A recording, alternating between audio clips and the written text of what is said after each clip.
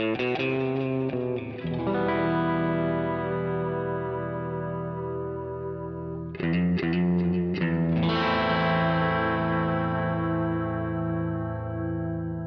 listening to Mark of the Maker.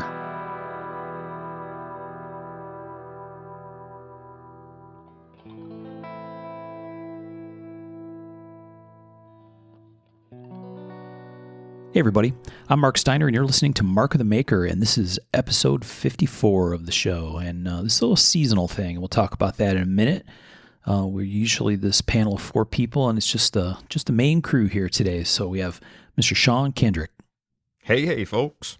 Listen to that. He's got that holiday cheer in his voice already. I can feel it. I'm effervescent. That you are, my friend. We have Mr. Tom Crine. Ho, ho, ho. Oh, nice. I like it. And the man hanging from the gutters yesterday for dear life, Mr. Michael Birch. Here. Yeah. That's the Michael we know. I thought you were going to pull the, Merry Christmas, damn it. Right. Too much cheer going on here. Had to bring us down. That's right. Got to level it back out. We need that wah, wah. Right. The Eeyore. Yeah. Homeboy sent me a picture from his roof yesterday. He was hanging Christmas lights. I'm like, dude, do not fall off. We got to record tomorrow. Sending a picture of my dog that found a piece of metal gutter and was chewing on it. I'm just like yelling from the top. I'm like, drop it. Like, that is one dumb dog. The big elbow at the bottom of the downspout, right? Is it she just yanked it off of there or what? No, when we had her concrete worked on, we had to remove some, and that was, And she was like, hey, screw you. Since I can't get up there, let me chew on this. Yeah. Yeah, so Michael had some kind of crazy thing going on where he had stuff under his front porch that wasn't supposed to be under his front porch, I think was the conclusion, right? A lot of water and a lot of space. Things that Yes. aren't supposed to be underneath the concrete pad. So there were repairs required. Mm-hmm. It had a little list to it going on at some point, right? Yeah, it dropped quite a bit. Yeah. All right, so this is kind of a holiday thing, sort of. It's definitely a holiday thing. So, Michael, you want to explain what the episode's about this time? Let's say that it's not a complete shit show out there anymore, and we're, getting the drive to Grandma's house and see her again and all this fun stuff. And, we got to be safe in our cars. So I want to kind of talk about some stuff that we'd put in a car to be safe out in the wintertime and really kind of have fun with it. Just sort of a topical. We've been sort of history heavy and, I don't know, have a little fun, a little holiday cheer fun. It's kind of like a double picks episode. Yeah. People seem to like the picks thing. It's nice because they share their picks too, and sometimes we get some great ideas out of that stuff. I legitimately enjoy the picks because it forces me, which I don't find the time to do normally, I cruised a ton of websites, a ton of knife websites, and just scrolled. Like, I used to do back in the day when I had time. I just scrolled through knives, and I found some pretty cool stuff. Yes. Yeah. It's surprising the amount of cool stuff if you just go digging a little bit, right? It didn't take that long in some cases. No, and we set limits like usual, like we did last year, I think was when we did this last time. But we're bringing some new picks to you. Some rules are made to be broken. Oh, shit. Yeah. So two parts, right? We're going to do I think we're going to call this one Over the River and Through the Woods. So the first one is what do you take in your car when you go to Grandma's house, like a kind of little prep for the road trip kind of thing. And then we'll do a holiday picks thing with a different set of rules than we've used before and some fun stuff in there. So That's the plan. What were you going to say, Tom? Oh, I was going to say, what are the rules? But I guess that's actually the second part. I guess they don't matter to you, bro. Right. Can't break them if you don't know them. There you go. No, I actually tried to stay within the rules pretty well. I think I did a pretty damn good job. Mm-hmm. Sounds like a typical rule breaker. Mm-hmm. Okay. So you're going on a trip. This is, you're going on a road trip. We've done a little bit of this kind of thing in the past, but You're heading out up in my neck of the woods. That means it's going to be cold as hell and potentially snowy, especially this time of year. In fact, it could be 50 and sunny, or it could be minus 20 and 2 feet of snow. That's how Michigan goes, and I think lots of other places too. So mine's a little cold weather biased, but I think we're going to end up with a lot of similar picks in this one.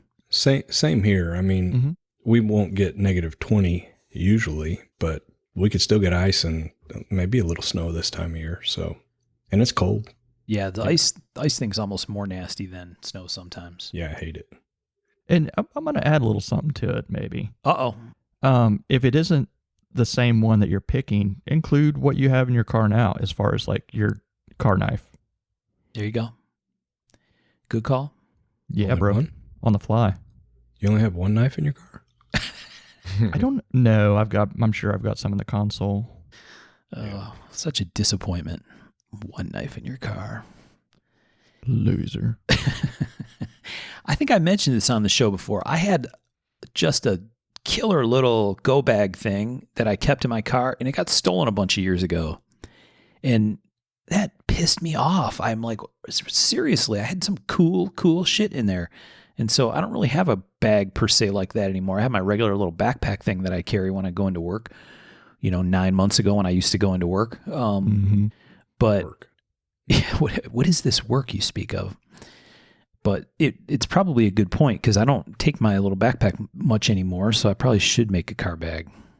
I don't go, so, go to the shop. Right. You need like a frame backpack for all the shit you need to make that trip from the shop to the house. What happens if a storm blew in right when you were in the middle of your commute? It's a solid point. He could spool out like 20 feet of paracord. Yeah, exactly. You could almost dive from halfway from the shop to the house. Just dive straight to the new porch and you'd be in. My 40-foot go bag. Yes. You might need a snack on the way. I like Tom's idea of a tether. You could just like string a permanent rope with knots along the way to tell yourself how far you are in case it comes into some blizzard conditions. You could. Dude, if I lived up north, I would totally have a tunnel under my house to a shop. Oh, heck yeah. Speaking of snacks real quick, Uh-oh. I'd like to make a point here. Yes. When we moved from Halloween, when the M&Ms, peanut M&Ms are in the little tiny bags, yes. to the holiday bowl where they're poured in, It's I not. realized that free range M&Ms go It's down not a lot good. quicker. Oh, yeah. It's not. is- We did the same was- thing. That was not healthy. Yes. Yeah, the little glass pumpkin empties fast. Yeah. Mm-hmm. I know that has nothing to do with knives, but damn, that was a. No, you're exactly right. It's because if you're not careful, instead of like you walk by, I'm going to grab one or two. It's like, I'm going to grab a handful and then I'm going to grab shovel them in your pocket. I'm going to grab an armful like I'm picking stuff up on Black Friday. Mm-hmm. And eventually, yeah, you're eating like the whole bowl. Yeah, and I've got no oversight at the house. The kids are back at school. It's like there's no judgment. Yeah. Judgment-free Colin's house like, during, "Hey, 7 much, to Dad." 4. Yep. It's Ozark Home Alone down there. Mm-hmm. Got to get my winter weight on. Right.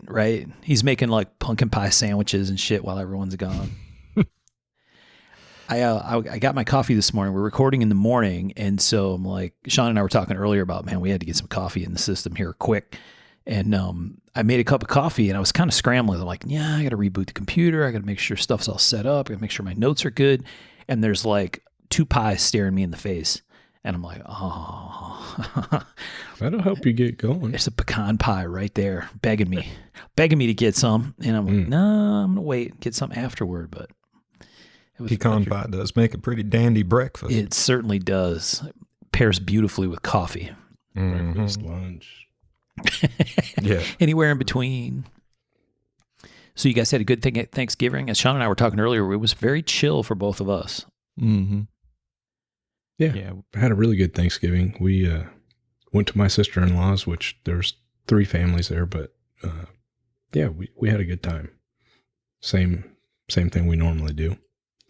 I cooked 2 turkeys this year. Did a practice one and then did the real one. I saw that. You cook them at the shop and take them back home, right? Yeah, I mean, I've got a full kitchen here, and that keeps the kitchen at home free so the wife can cook. Works out pretty good. I get to work while I'm doing the turkey too, so That works it's out. a win-win. The way I read your description on Facebook was that it was basically she gets you out of the way.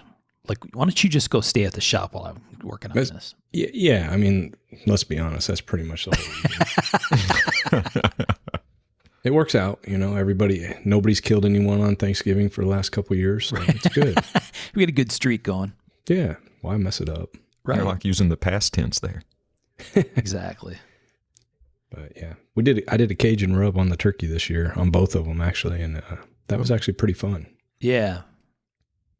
Yeah, I had this. I got this pellet smoker that's like looks like a Weber kettle, but it's pellet fired, and Nice.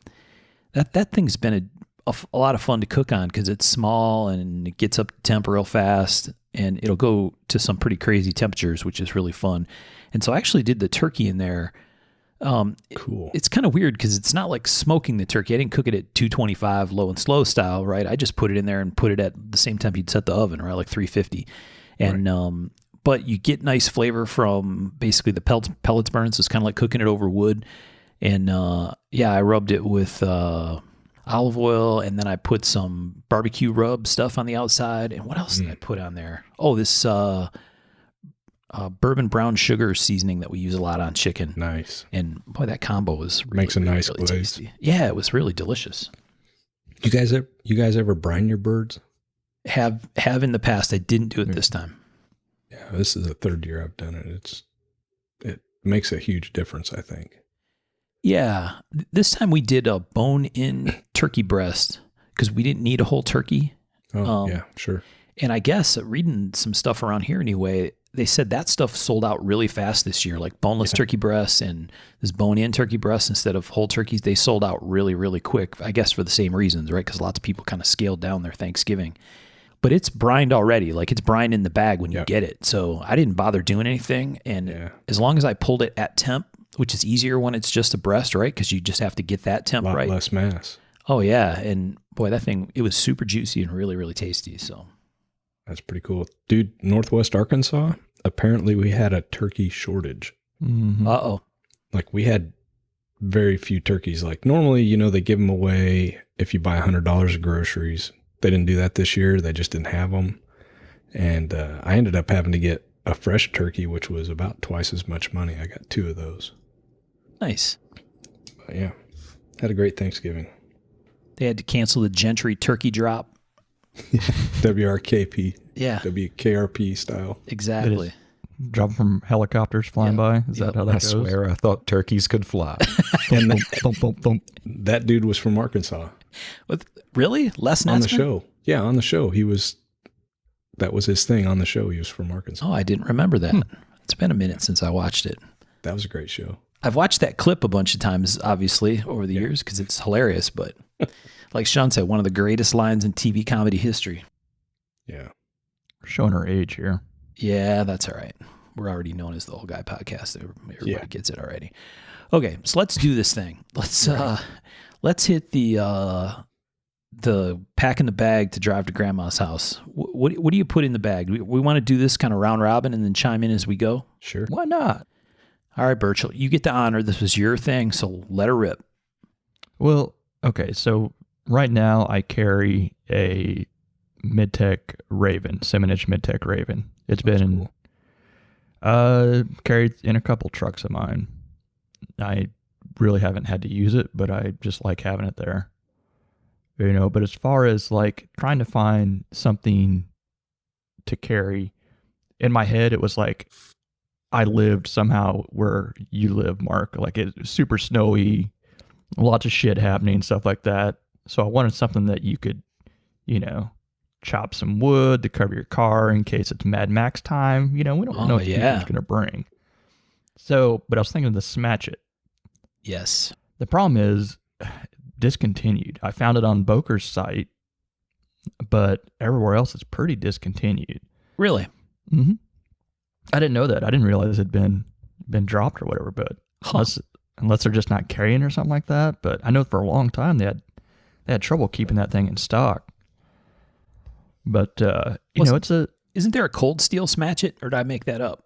there is, but I don't know about rights and stuff, so I didn't want to Okay.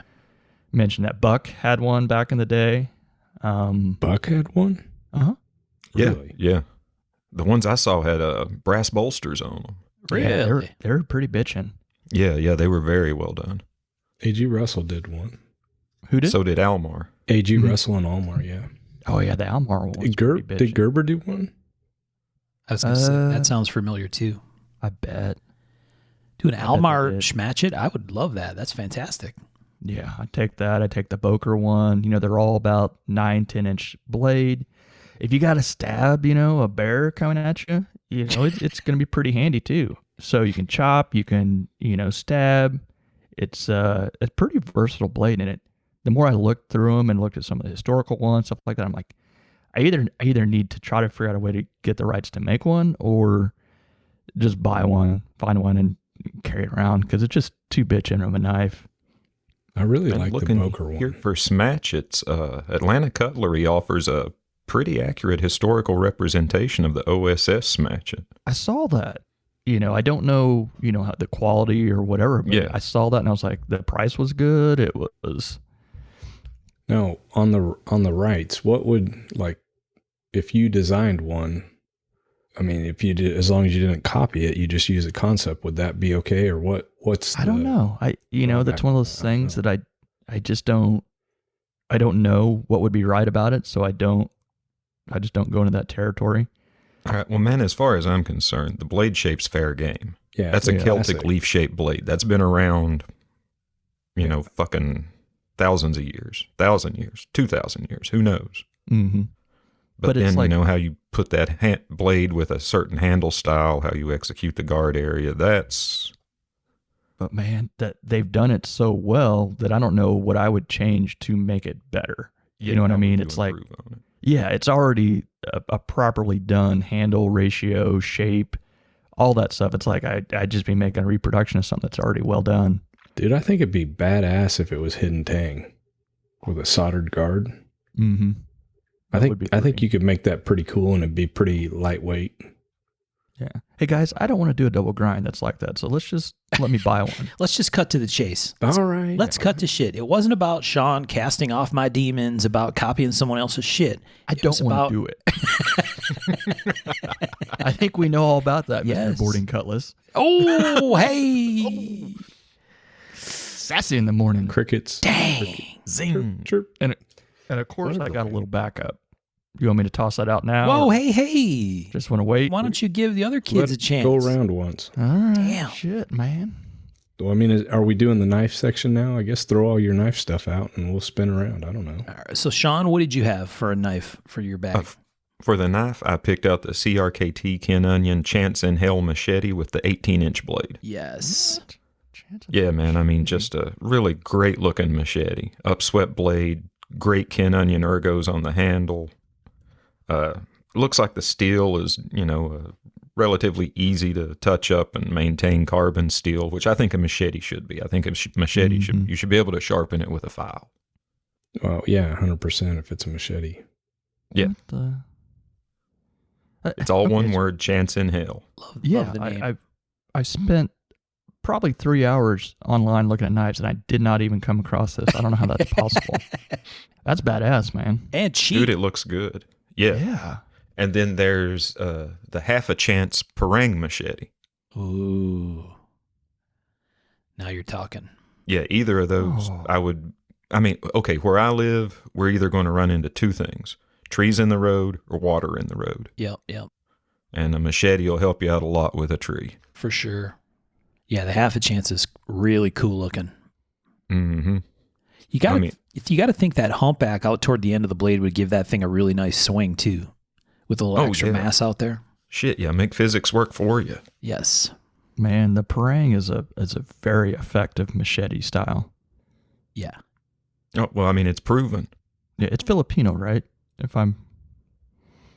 Yeah, I've got one that Ben Orford made me, and it is pretty awesome. I love the parang. I actually like the half chance better half a chance better than the chance in hell. Yeah. Me Yeah, I think personally. I'm with you on that one. Yeah, man, the half a chance. I mean, it's a fantastic interpretation of the Parang design. No two ways about it. It's got a really good handle too. Yeah. Oh, yeah, that handle looks comfy. And Ken's a rock star, so. Yep. Mm-hmm. Tom, what did you pick for your So for one knife pick? I actually didn't go with a knife. Oh, here we go. Well, I have the same issues, but around here, you're more likely to get a tree down than anything else. So, with the ice and all that kind of stuff, I actually usually throw. I've got a Liam Hoffman double bitted axe, and that's what usually gets thrown in for that kind of stuff. Because if you have a decent sized tree go down, and you're chopping at it with a machete, man, that just doesn't sound like fun. Whereas if I've got an axe, I can go through it pretty quick. Sure. And knock limbs off and all that kind of stuff. And these are not toy axes either. They're full size, the real deal. And I've chopped trees down with this axe and it works. Nice. I do have knives, but that's my main one, which seems like what we were doing. What about you, Mark? Mainly the axe. Nice. I a little while back I got a John Graham knife that was part of like a fundraiser thing that I made a donation for, and got this from Ryan Forrest, and it's a John Graham SS8 custom. And this thing, do I have a picture of it handy somewhere? It's basically his Razel design. So it's got the sharp front and then the sharp main. It does have a sharpened top grind that comes about a third of the way back or halfway back maybe. That's like survival knife style, right? It's serrated. But it's very forward heavy, meaning the central spine of the blade is wider at the front than it is at the handle. So definitely like a chopper-ish kind of thing. And yeah, it's pretty gnarly. 8.5 inch maybe blade. Yeah. So pretty decent size. And it's sort of set up like as a camp chopper kind of thing. It's got like a bottle opener at the tail of the handle and stuff like that. But boy, it's such a cool custom, and John's crazy looking grinds. And I've got one very similar to that. Yeah. Yeah. It was like a prototype rescue tool or something, but it's got like a 8 or 10 inch blade, and you're right. They're really cool. Oh, very cool.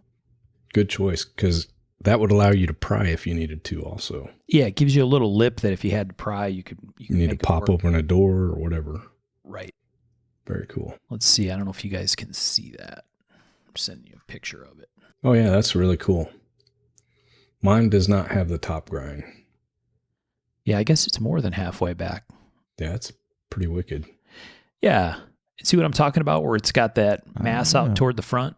Oh, yeah. It's got some nice belly on it. It's got real nice swing to it. And the handle, you can kind of tell in that picture that it's contoured big time, but it really has a nice kind of palm swell in the center. Really very comfortable knife. So very cool for a big old boy. Yeah, that's cool. John's a good dude too. Yeah. Yep, for sure. So do you guys carry any other knives with you when you're going to grandma's? Other than what you normally carry at EDC?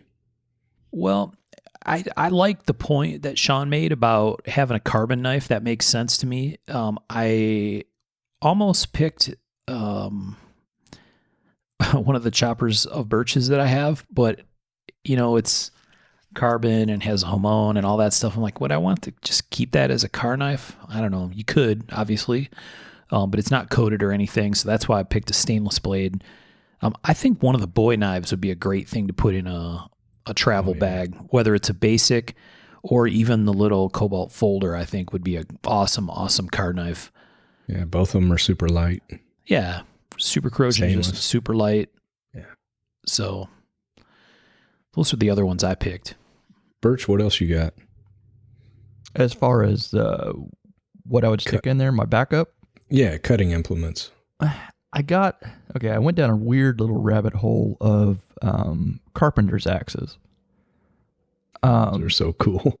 They are cool. But there's different variations of it. You know, I first came across the East Wing carpenter's axe, you know, and they're ground on one side, I guess. So you can kind of use it as a chisel type thing. Getting under shingles and stuff, I think. Yeah. But then I came across Japanese carpenter's axe. And there's a version of them that I'm getting ready to send you guys that is, it's kind of got a bearded axe shape.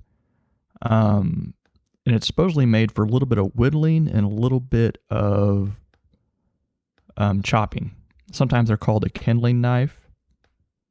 The problem is some are a bit thick. Like this one's more wedge shaped. So it's for splitting and whatnot. But man, just having that hammer on the back, a nice sharp edge, something you can choke up on, be real handy.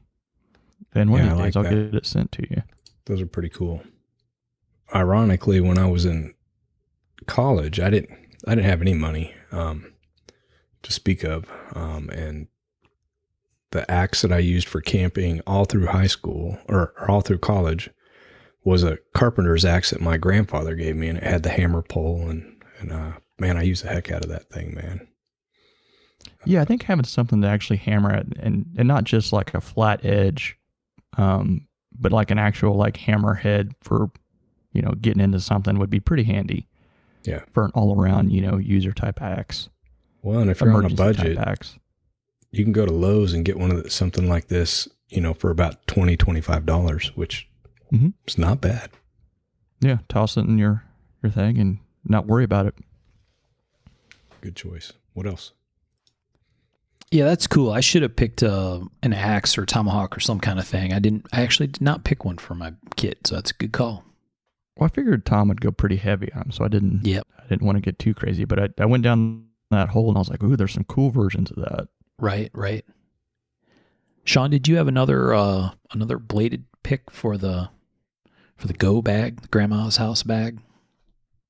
Yeah, I actually picked the RMJ Raven axe. I like that axe a lot. I like what it's bringing to the party, how it's set up.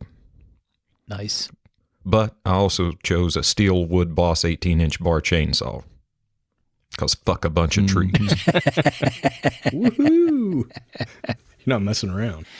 No, right. Dude, who wants to chop up a tree with a hand axe? Fuck that. Fire that steel up and get it out of the way. Excellent point. You can do a lot of work with little 16 too. Mm-hmm.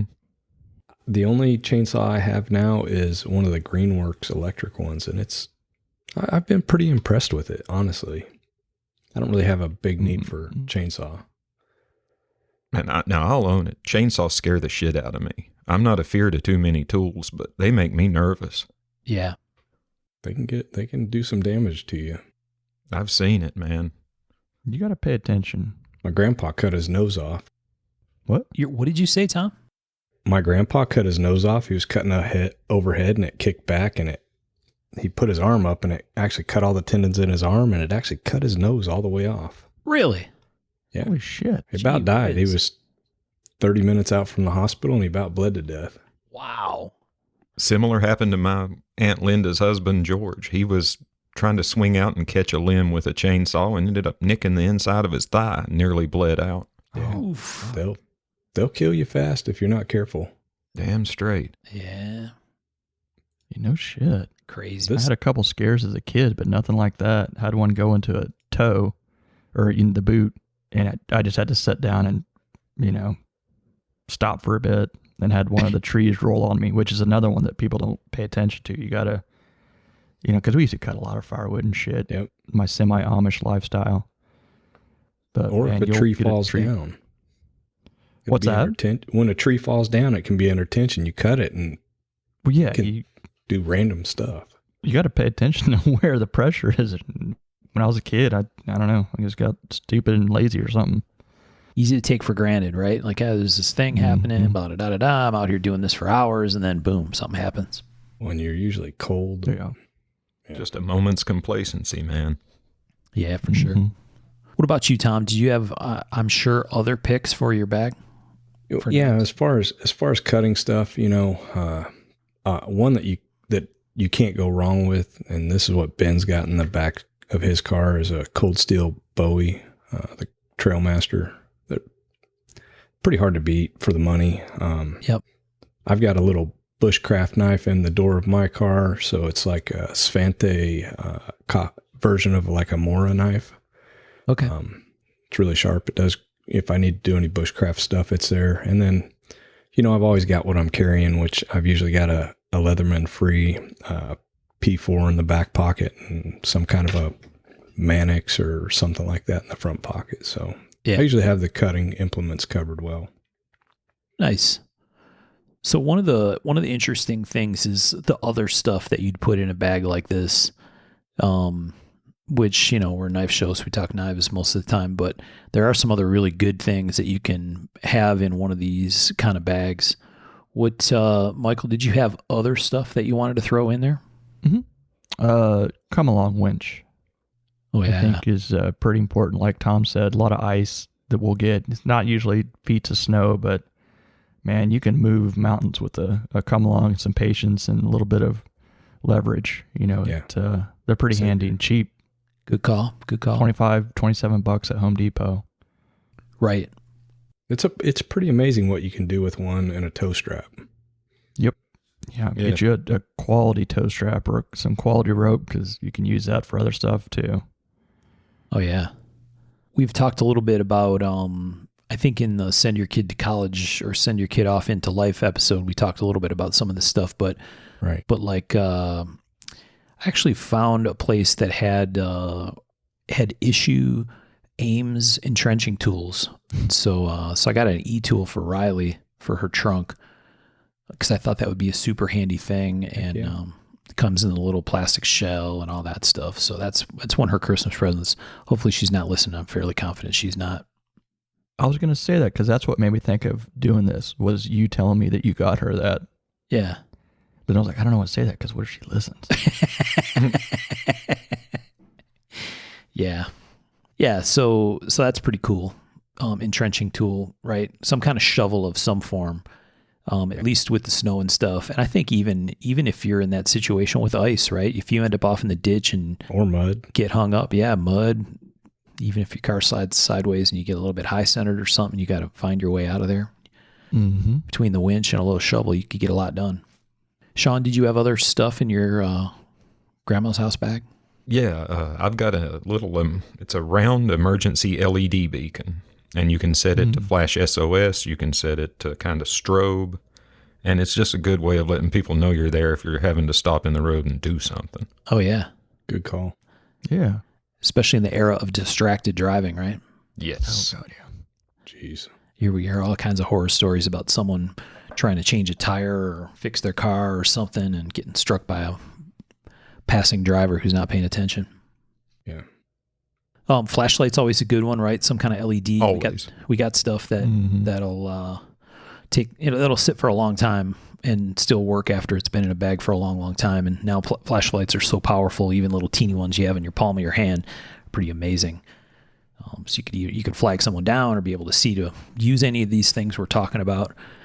I think Olight makes the R50 that you can actually hook into your car circuitry and it keeps it charged, which is pretty cool. Yeah, that's a cool idea. I like that. It's a great light. It's super bright.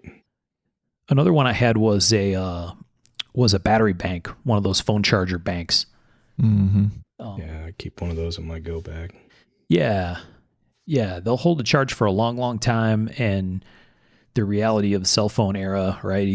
Hopefully you can get some kind of connection somewhere. There's lots of spots we go that don't have coverage, but lots of places do anymore. Yeah. One of the things that I always put in, whether I'm going on a road trip in the summer or winter or wherever, and it depends on where I'm going, what I actually put in, but I put a long gun of some type in. It's either like an AR. I've got an AR that has a folding stock and it's pretty compact.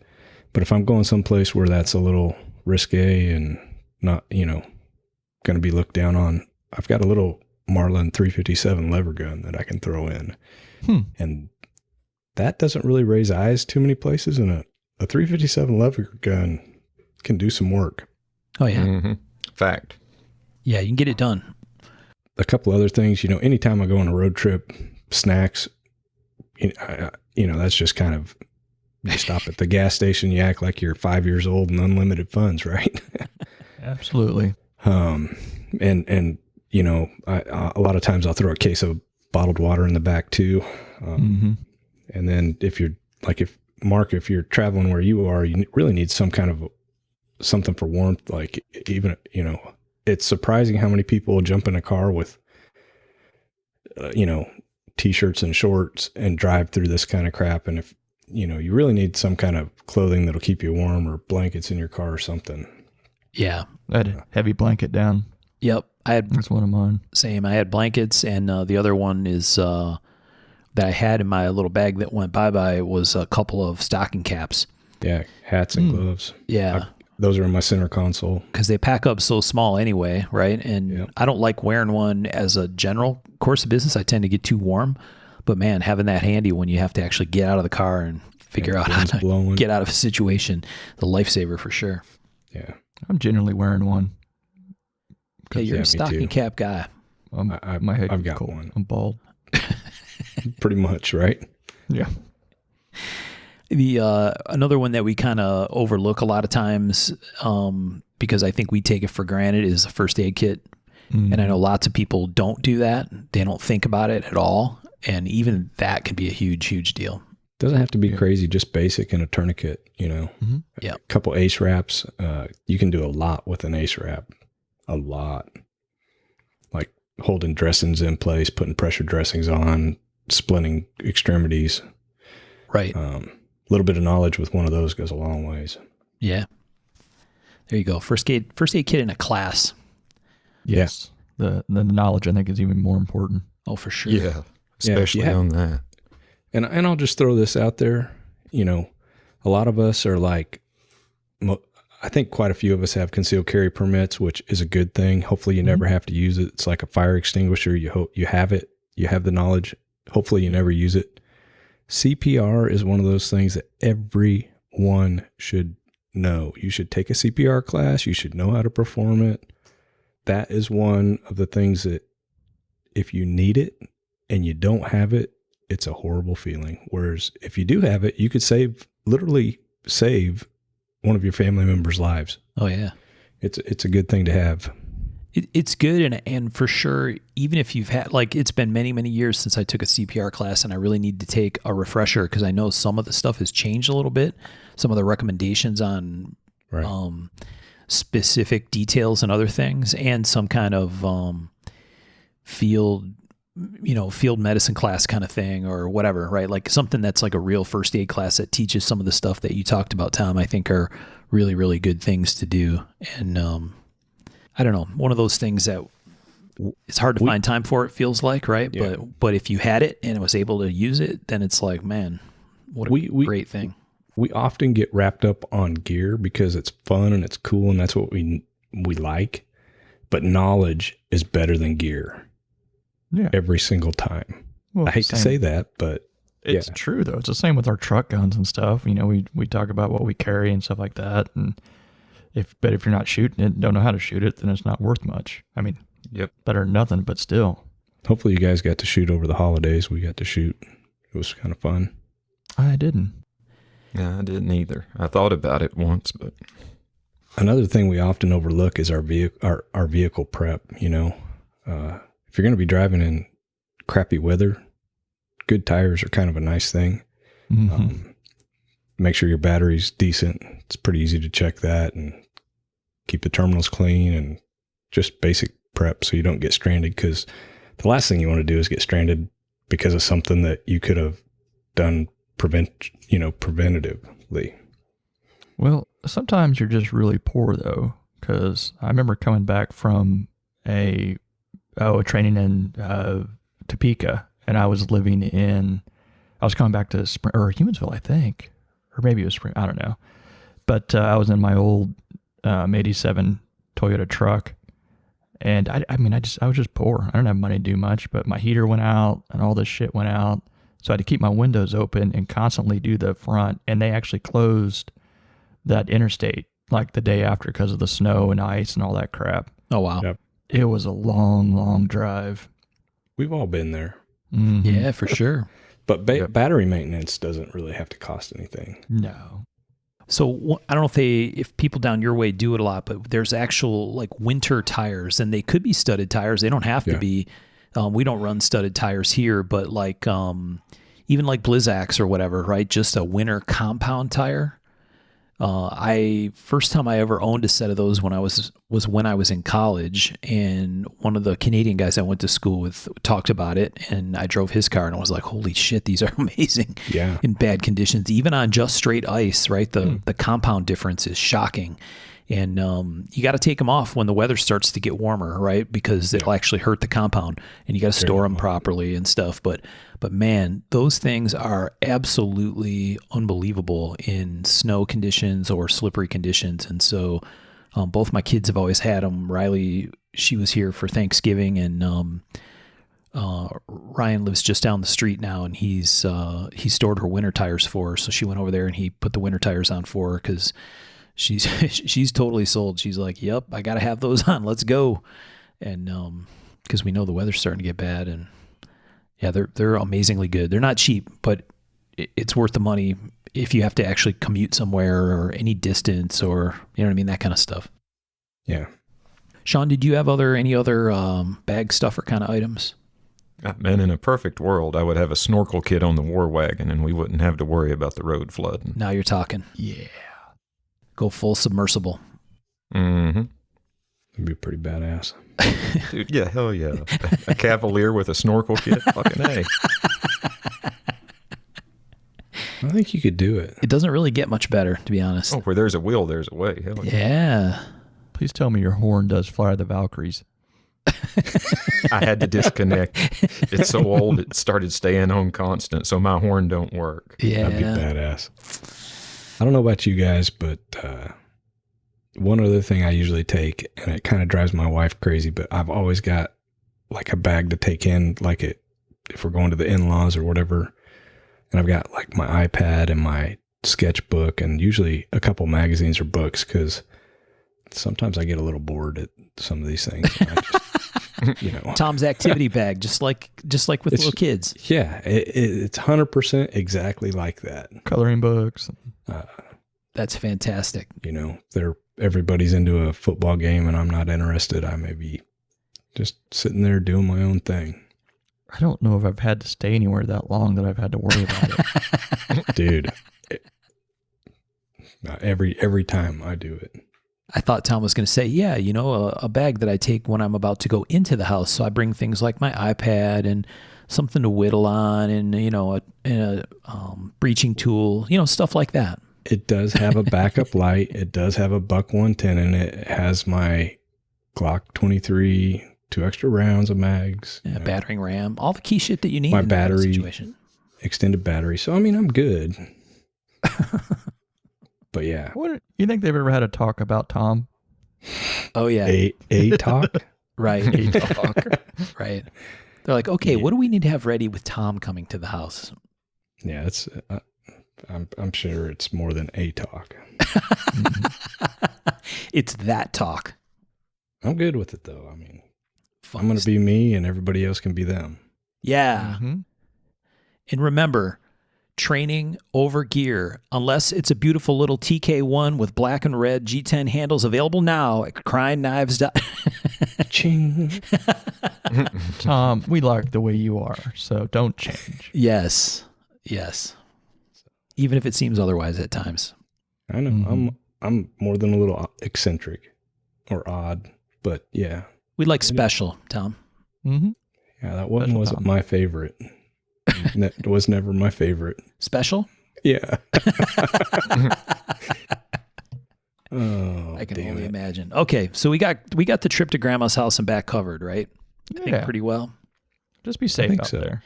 Be safe out there. That's right. You could bring your killer attack Jack Russell, like mine that was barking in the background here recently. I got one too. Ago. Yeah. They won't keep you safe, but they'll make your life a pain in the meantime. That is the truth. They just make it hard to live at times. Okay. So what else we're doing holiday picks. Holiday picks, guys. Ooh, this is Christmas the fun part. spirit. Ho, See ho, this? ho. This is me rubbing my hands together. I'm doing Santa Claus. What does Krampus say or whatever, Sean? What are you doing? Krampus? Krampusnachten. Yeah, he's going to go round up some little kids and put them in bags. And don't forget the beating with the switches. Yeah, I was going to say, Yeah. It's an important part. bags is just half the fun.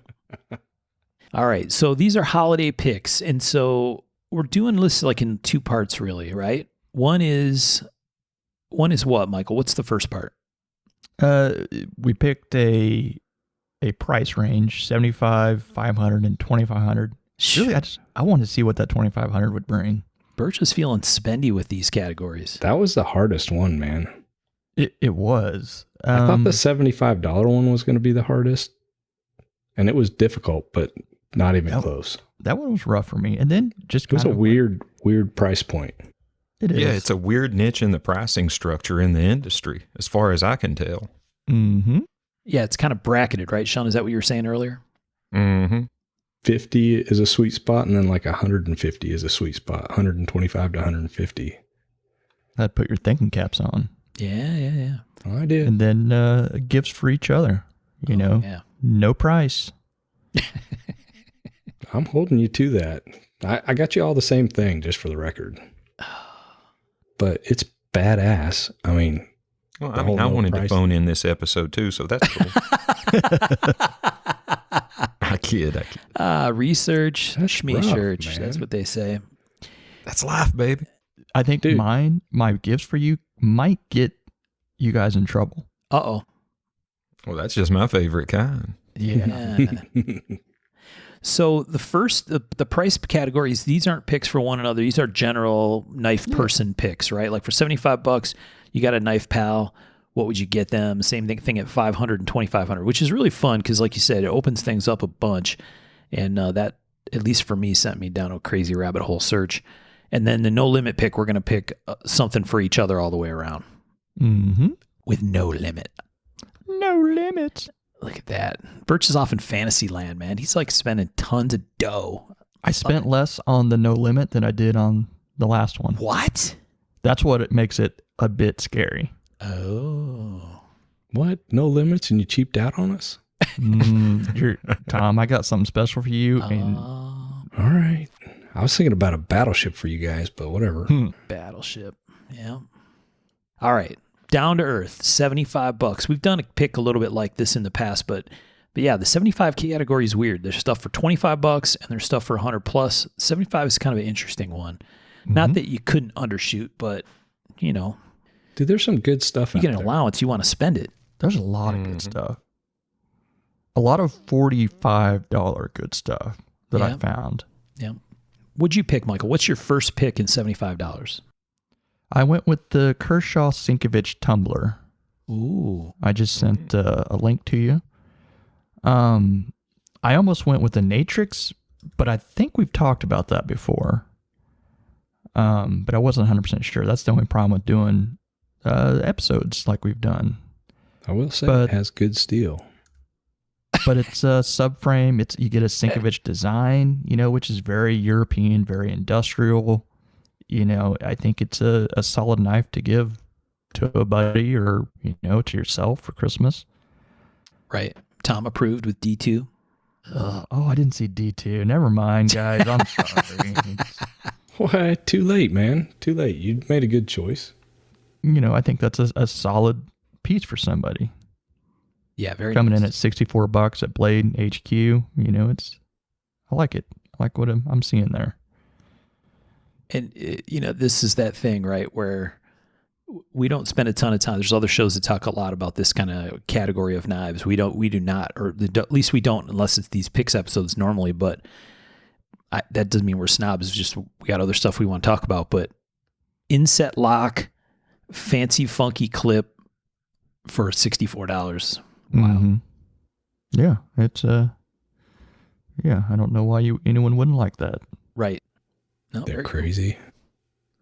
What about you, Tom? What was your $75 first pick? Because I know you probably have extras or some shit, unless you just got us all the same, like in the other category. This is only for one person here, but I do have like 4 or 5 picks. So Well, I mean, there's some really cool stuff, but what I decided to go with, I went with a Buck fixed blade, the 118 in Cocobolo, and it's like $65. So I was actually under. Oh.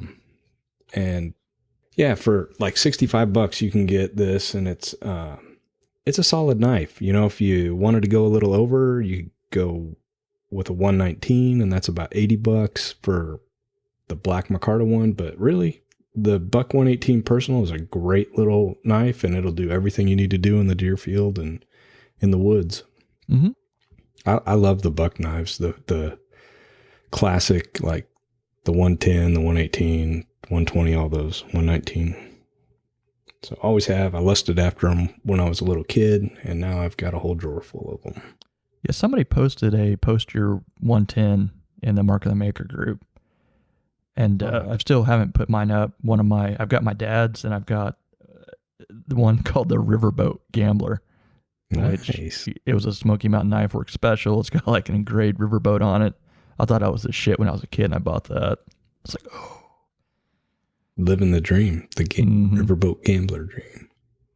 Yeah. But yeah, I've got a few others, but I'm not going to mention them until everybody's done. All right. Sean, what's your $75 pick? I picked a Spidey Dragonfly 2 Salt. I was able to find it on Knives Ship Free for $71. Oh, very cool. Solid pick. And just a great little knife. You know, you get Spyderco quality. I actually like the yellow handle on it too. I think it works for what the knife is. Yeah. They're great.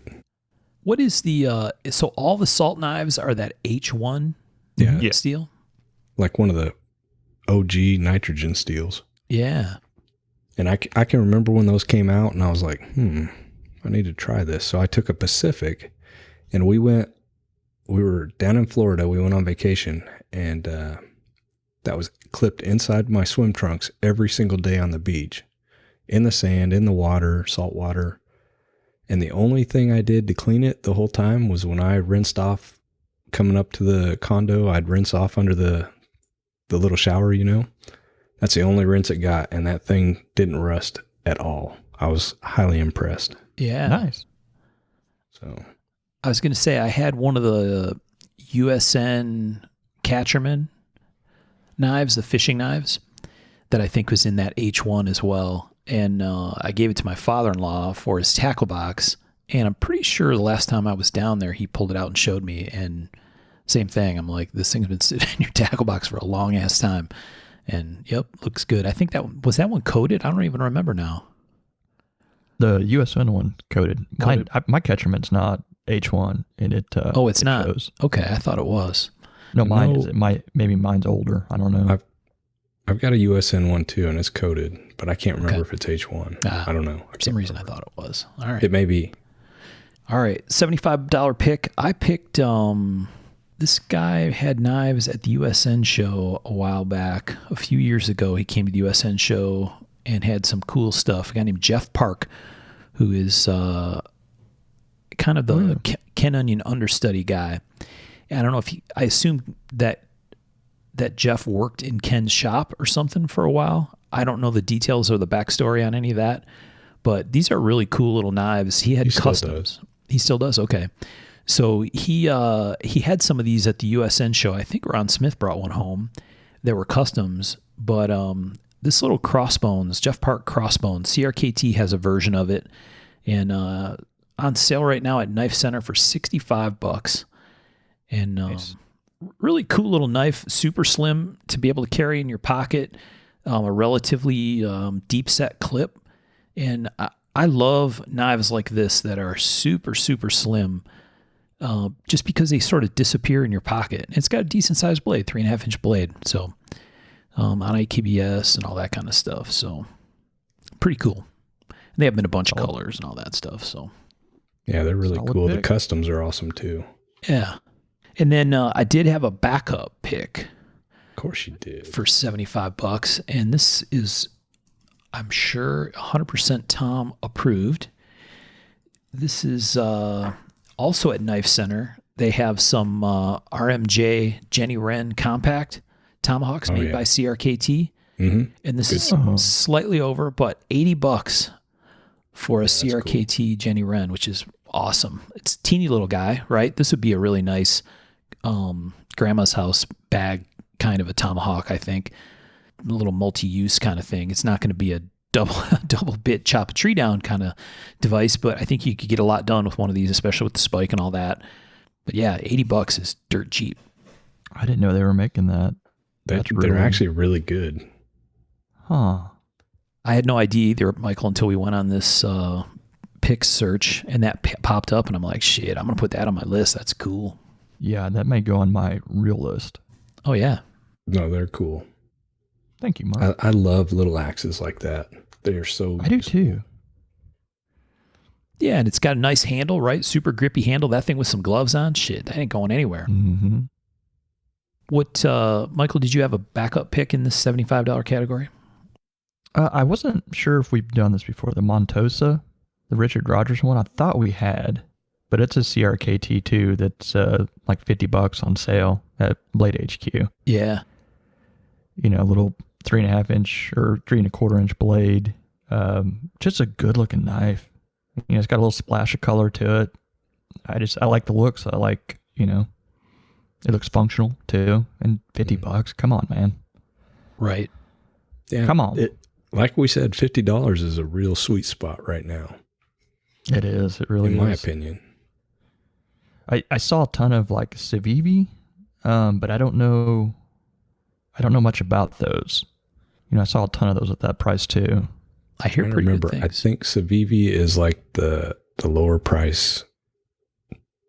I don't know. It's one of those companies that's a lower price version, but they're really good. We've got some here in the shop. I would say, didn't your boys bring one of those home from Blade or something, Tom? Yeah, they bought Zach had like 8 of them, I think. Yeah. I'm not kidding. He had about $300 and he brought home some knives. Good for him. Yeah, I've heard good stuff about him. Sean, what was your backup pick? We got your primary pick, right? What was your backup? The Boker Plus Jason Stout Leviathan. There you good go. choice. Cool. I mean, just a really good interpretation of a custom design. It's got D2 steel. It's a quality piece. It's a well-designed piece. Solid. What's price point on that, Sean? Let me see. I found it on sale on Blade HQ, and it was definitely under the 75 mark. I'm thinking it was maybe 70, 71 again. Oh, yeah. Yeah, Knife Center's got them for 71 and 80, depending on the handle. Very cool. Flipper, the whole deal. Mm-hmm. Mm-hmm. All right. Yeah, the G10 handled one is 71.21. Wow. Yeah, and that's a cool project for Jason, too. Gets into a part of the market that you can't get to otherwise, right? Oh, absolutely. Tom, do you have backup? How many backup $75 picks did you have? You can be honest. 3. Well, I didn't know what you guys were going to pick either, so. Yeah, it's a good point. I expected some overlap. I don't think we've had any so far. No. Unless I stole your Jenny Wren, because I know that's one you would have picked if you'd have seen it. Be honest. Yeah, I didn't. I'll be honest. I didn't realize they were under the price point. Yeah, they weren't. I think they're on sale or something crazy, but I'm getting one. Yeah, so it's crazy. Blade HQ's having some pretty good pricing right now. All 3 of the extras that I got are on sale, and my first one is a CRKT Sketch, which is a Lucas Burnley design. Yeah. And I'll be honest, this may be the best deal that I had in my whole group. I just sent a link to it, but it's G10 scales, D2 blade, and it's $45 right now. Pretty cool design. I like this knife that Lucas designed quite a bit. It's a nice size. It's like 2 3/4 inch blade, and I like the looks of it too. It's green G10 with the coated blade. That's one of my backups. The other one is the Kaiser Vanguard Mini Sheepdog. Oh yeah. Normally they're like $100, and they're on sale for $62 right now. I sent you a link to that. And once again, G10 scales. I like this design, and it's 154 cm steel, so decent steel. It's not D2, but you know, can't have everything. And then one that we've obviously covered in the past is the Buck 110, and it's just a classic knife, and they're also on sale, and also like under $45. So Yeah. that's pretty cool. Yeah. Rosewood 110 is kind of like It's classic. like you have to have one. Yeah. I've got one in my go bag, so kind of cool. Very nice. Those are my three extras. Yeah, the up to 75. There's lots of stuff in there. But like I say, there's some of them. There's a lot of space Yeah. to get to 75. There's a bunch of knives out there that are at a price point where people can easily access. Sean and I were talking before the show, and it's kind of funny because, you know, we talk mostly about custom knives in our show, right? That's kind of our focus, obviously, and so we talk about like a $75 price point like it's some super, super cheap. And it is for compared to the stuff that we're usually talking about. But there was definitely a time when $75 for a knife seemed ridiculous to me. That was a lot of money. Mm-hmm. And so, you know, it makes sense that there's a bunch of knives in that sub 75, sub 50 kind of category, right? Because Dude, you're getting stuff out there in the hands of people, and that's a cool thing. I can remember when the Gerber Gators came out and they were they weren't even CPM 154. They were 154 CM. And that was like, wow, how are they doing it? Shit, I couldn't afford one. There was no way. Right. You know? Yep. And they weren't that expensive. But yeah, well, I think we've all been there. You know, I'm glad I'm not there now. But if I was, this is like a golden era. I mean, there's some really solid choices. Yeah. Yeah, for sure. Oh yeah. Even under $50. Steels that were just haven't been available in the past for that, and G10, and I mean, it's crazy. Yep, for sure. All right. Well, that was fun. Anybody have anything else up for $75 before we move on to the Michael Birch Daddy Warbucks categories? Mm-hmm. All right. $500 limit picks for a knife bro or person. How about Sean? You got a $500 pick, Sean? Yeah, give me just a second. I'm bringing up all the info I need for it. You got a pretty good knife bro for $500. Yeah. That's quite a buddy. Yes. All right. I kept this one well under 500. The MSRP is $495, but I found it pretty much everywhere for $371. And it's the Boker Applegate Fairbarn Harsey 5.5 dagger. Oh. Ooh, very cool. Man, if you haven't handled one of these knives, you really need to. They are one of the best daggers on the market, period. They are fucking rock solid. They do everything a dagger should do. They've got an exposed skull cracker, and it's just a really, really aesthetically pleasing piece. Yeah, that's a solid choice. I don't have one. I've wanted one for quite a while. Oh, man, they are just stunners and functional art. Yeah, that's a very cool piece. Nice, solid choice. I don't think I'd seen that before, Sean. Thanks for pointing that out. Oh, man, it's a dandy. I'm telling you. It is nice. Very traditional, kind of classic shape. Mm-hmm. It's a quintessential dagger. Really nice. Wait, is it canvas handle, the one I'm looking at? Yep. Michael Birch would be slathering that baby in some oil. Oh, you got to WD it. Mm-hmm. Didn't they also have, Sean, like weights that you could slide in the handle and adjust the weight and balance? Now, I don't know on this one. I know on some of the older ones, they definitely had that.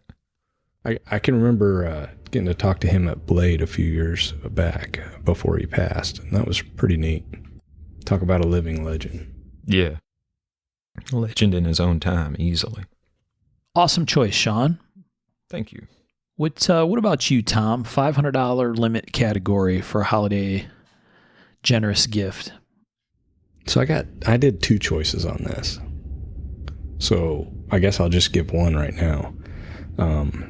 First time around. I went with a Microtech Combat Trogodon Double Edge. They're $485 and they are super cool. Yes. Yeah. Fact. Anything out the front is super fun. Yeah, and these are super strong. In fact, funny story, I'm not going to mention any names, but I can remember a blade show where we're all standing around and somebody had walked up and they just got their Trogodon and they thought something was wrong with it. These things have super strong springs, and so they couldn't get it, they couldn't fire it, right? And I'm not going to mention that person's name. Jim Burke was also there, and he handed it to Jim Burke, and Jim Burke's like, you know, it's going in and out as about as fast as a sewing machine. And he hands it back, and he's like, I think it's okay. That guy ended up returning it. He couldn't fire it. But you have to know that going in, they are super strong. They're very stiff. But Yes. so cool. Yeah, I have one. I don't remember if mine's a double edge or if it's mine might be a Tanto blade or something. I don't remember. I actually need to go dig that thing out. But it's got the tan handle and very cool knives. Yeah, Microtechs are all cool. I mean, they're so well made and well designed, and the materials are just badass. And if you like knives and kind of mechanical stuff, they're worth having. Yeah, out the front are just a riot. Once the little ones are much easier, and I think they seem, at least the ones I've had, to kind of break in a little bit. And I don't know how much of it is breaking the knife versus you getting used to how to use it. But it's a little bit like flippers can be for some people, right? Where if you don't know how to come at it exactly, sometimes they're pretty difficult to get open, right? You hand, like you say, you hand it to someone who's not used to it, and they're like, well, I don't even understand. But once you get the hang of it, it's like, okay, this is pretty cool. And man, they fire hard. Yeah. I've got a little bitty, I think it's a UTX 70 dagger that I carry a lot when I put on nicer clothes and we're going out. I carry that just because it's cool. Those little UTX 70s are the best, man. Little teeny guys. And needle sharp. Yeah. Very fun. I have a couple of those too. That's one of my favorites for, like you said, stashing in a little pocket somewhere. Yep. That's a suit coat pocket kind of little knife, I think. Yeah.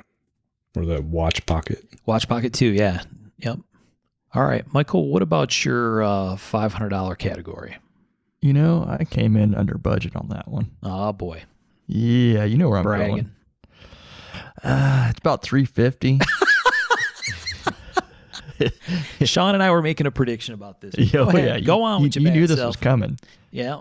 It's Riyadh. You know, they made a really nice knife, superbly designed. Oh, jeez. Does it have brown canvas micarta?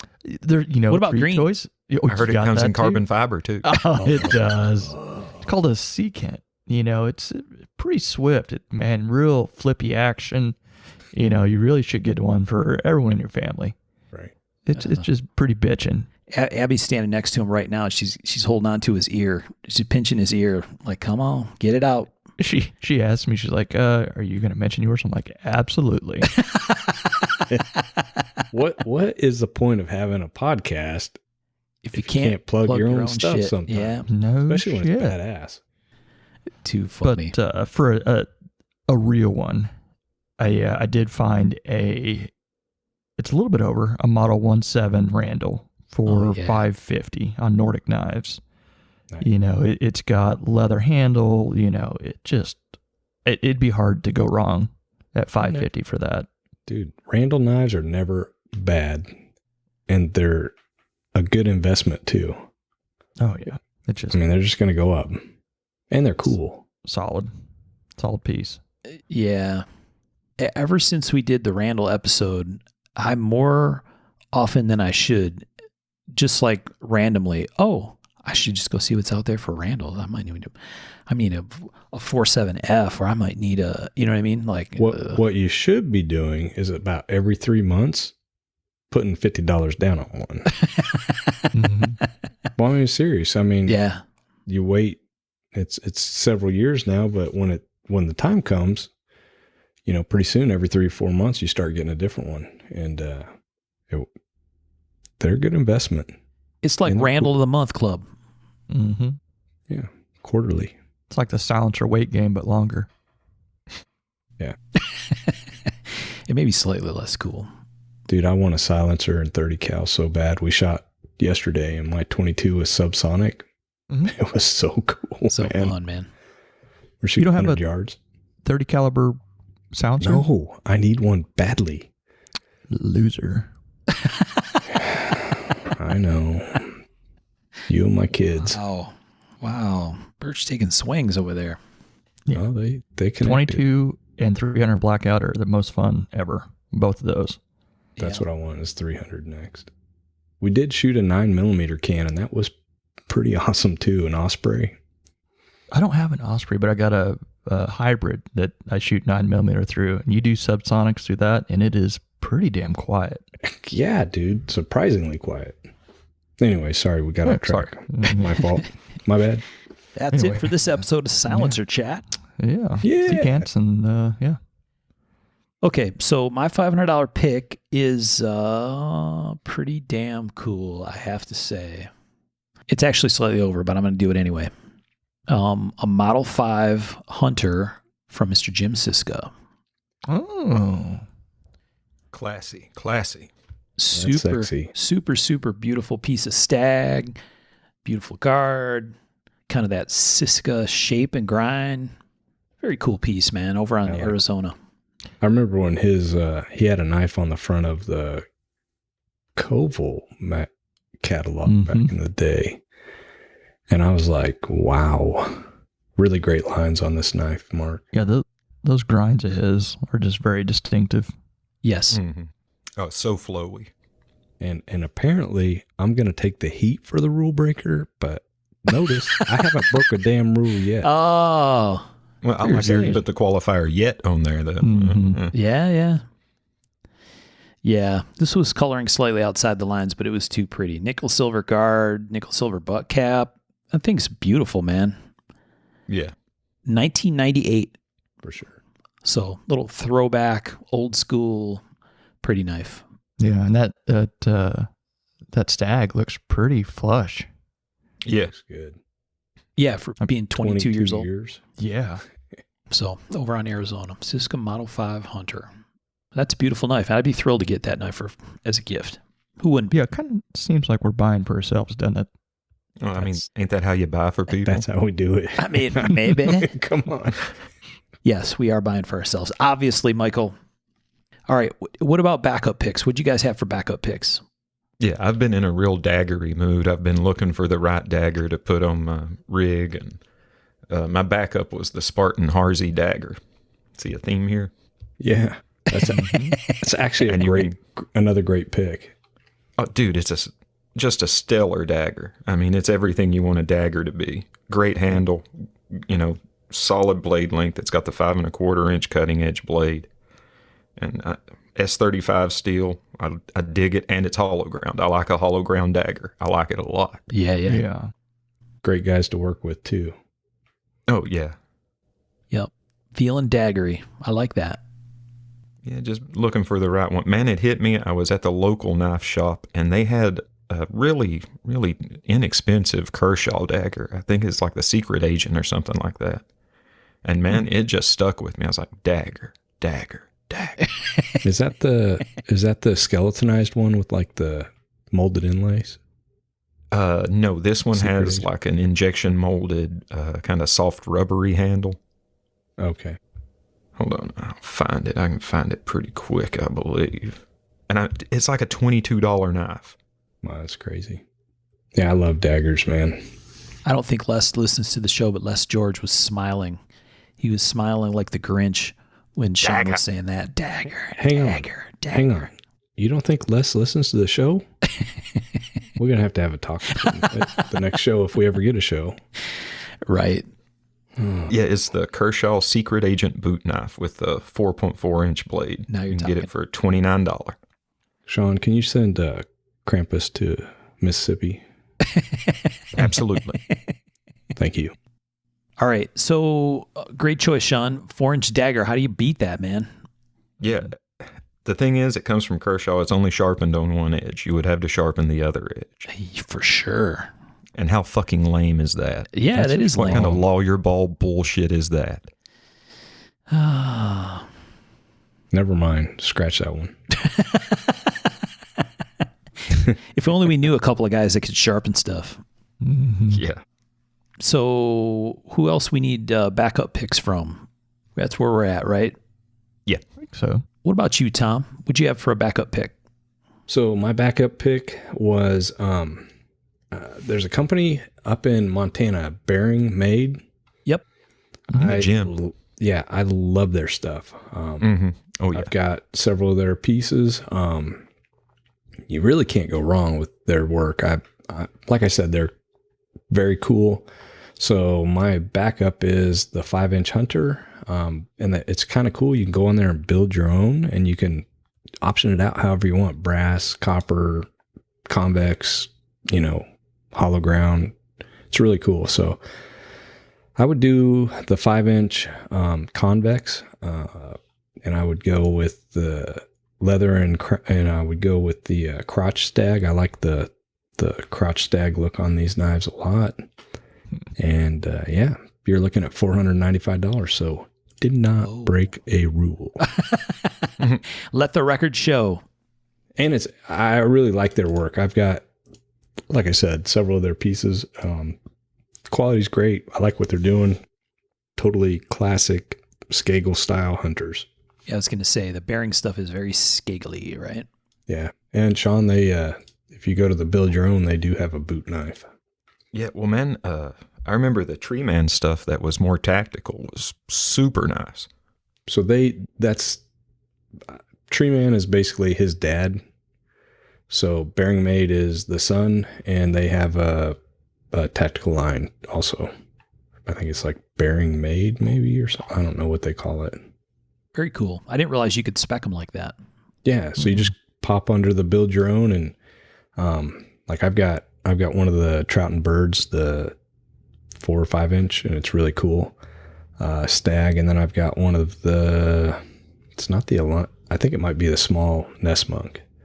But yeah, their prices are pretty daggum good, and their knives are beautiful. And they also do some cool stuff with, like, they'll salvage old Randalls.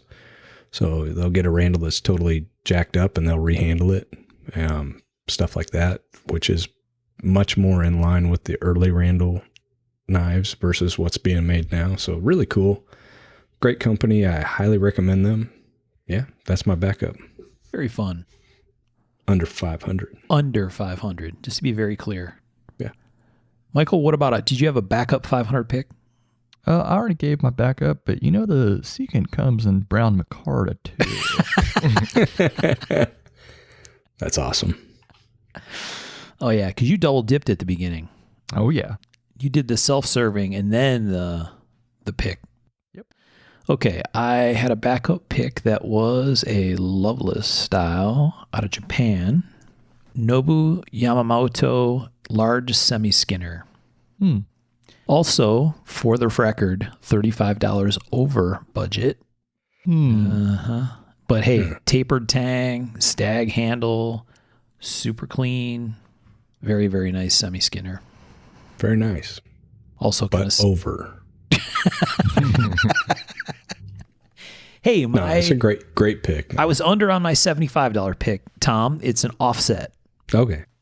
I didn't know we could do that, but okay. Well, you can't, obviously. But yeah, I thought this was fantastic. This is like, it is. When you do this price point thing, that's one of the interesting things is like, you go look at stuff that, like this is not a knife I would go look for. These Nobu Loveless, this is not a knife I would normally just go look for. I probably would if I came across it at a show, but you know what I mean? Just like every day, it's like, oh, wow, this is a great looking knife. And in that kind of category, why not? Very cool piece. Yeah. Mm-hmm. And the stag is done really nicely. And $535, I mean, for something like this, it's pretty crazy. Yeah. Yeah, very much. Downright cheap. Exactly. And then I actually had a backup pick. Ace. I already picked one of John Graham's, but at Arizona, they have one of his ringed razors. And that's what I think got my attention with John's stuff are his ringed knives. And I just sent you a link to it. It's an SS3 with the ring handle. And I just love those knives, man. They carry really great. They come out of the sheath really nice in your hand. And I love that ring handle. I don't know why. I just love it. So, the razor, I mean, when you look at it intuitively, I feel like it shouldn't work. And I've got several of them. I've got one almost identical to that one. And I carried them for quite a while. And there's no point on the knife it looks like, but where those grinds come together, it works really well as a point. And that knife was one of the most useful knives around the shop. I mean, they work great. They're really, really cool knives. Yeah. Yeah, for people who haven't been to Blade Show or haven't experienced this, when John had a booth, he would bring this metal door to Blade Show. Yeah. And it was always, people would say that a lot. They'd walk up to the table, they'd see the knives, and they'd say, yeah, that's knife, except you can't actually puncture anything with it because it's got that scraper-looking tip on it. And he would pull one out of his pocket and walk over and stuff it through a metal door. And it was very illustrative to the point that it actually does work for stabbing stuff. It's got that broad point, so it's got, it doesn't have a daggery way to get into things, but it'll go. And there's lots of sharp edges, so they're very cool. Didn't he do a shirt that was like, what's the point or something? Yeah, I think so. Or where's the point? I thought he did one. I'm trying to remember that. They work great. Yeah, they're great knives, and these custom knives, they're always done nice. They have nice little details. They usually have some file work. This one does as well. Nice little mosaic pins, and the handles are very ergonomic. Those knives, they don't look like they'd carry great with that ringed handle sticking out, but they do. My experience is they carry surprisingly comfortable. So, nice pick. Do we have any other backup $500 picks that we wanted to hit? No, I think I'm all done. All right, so now this is like somebody won the lottery gift. Yeah. Yeah, this really opened up almost too many doors. You can get, on the secondary, I mean, from most top tier modern makers, a knife, that you desire for this price anymore, with the current market and stuff. Yeah. So it made it hard.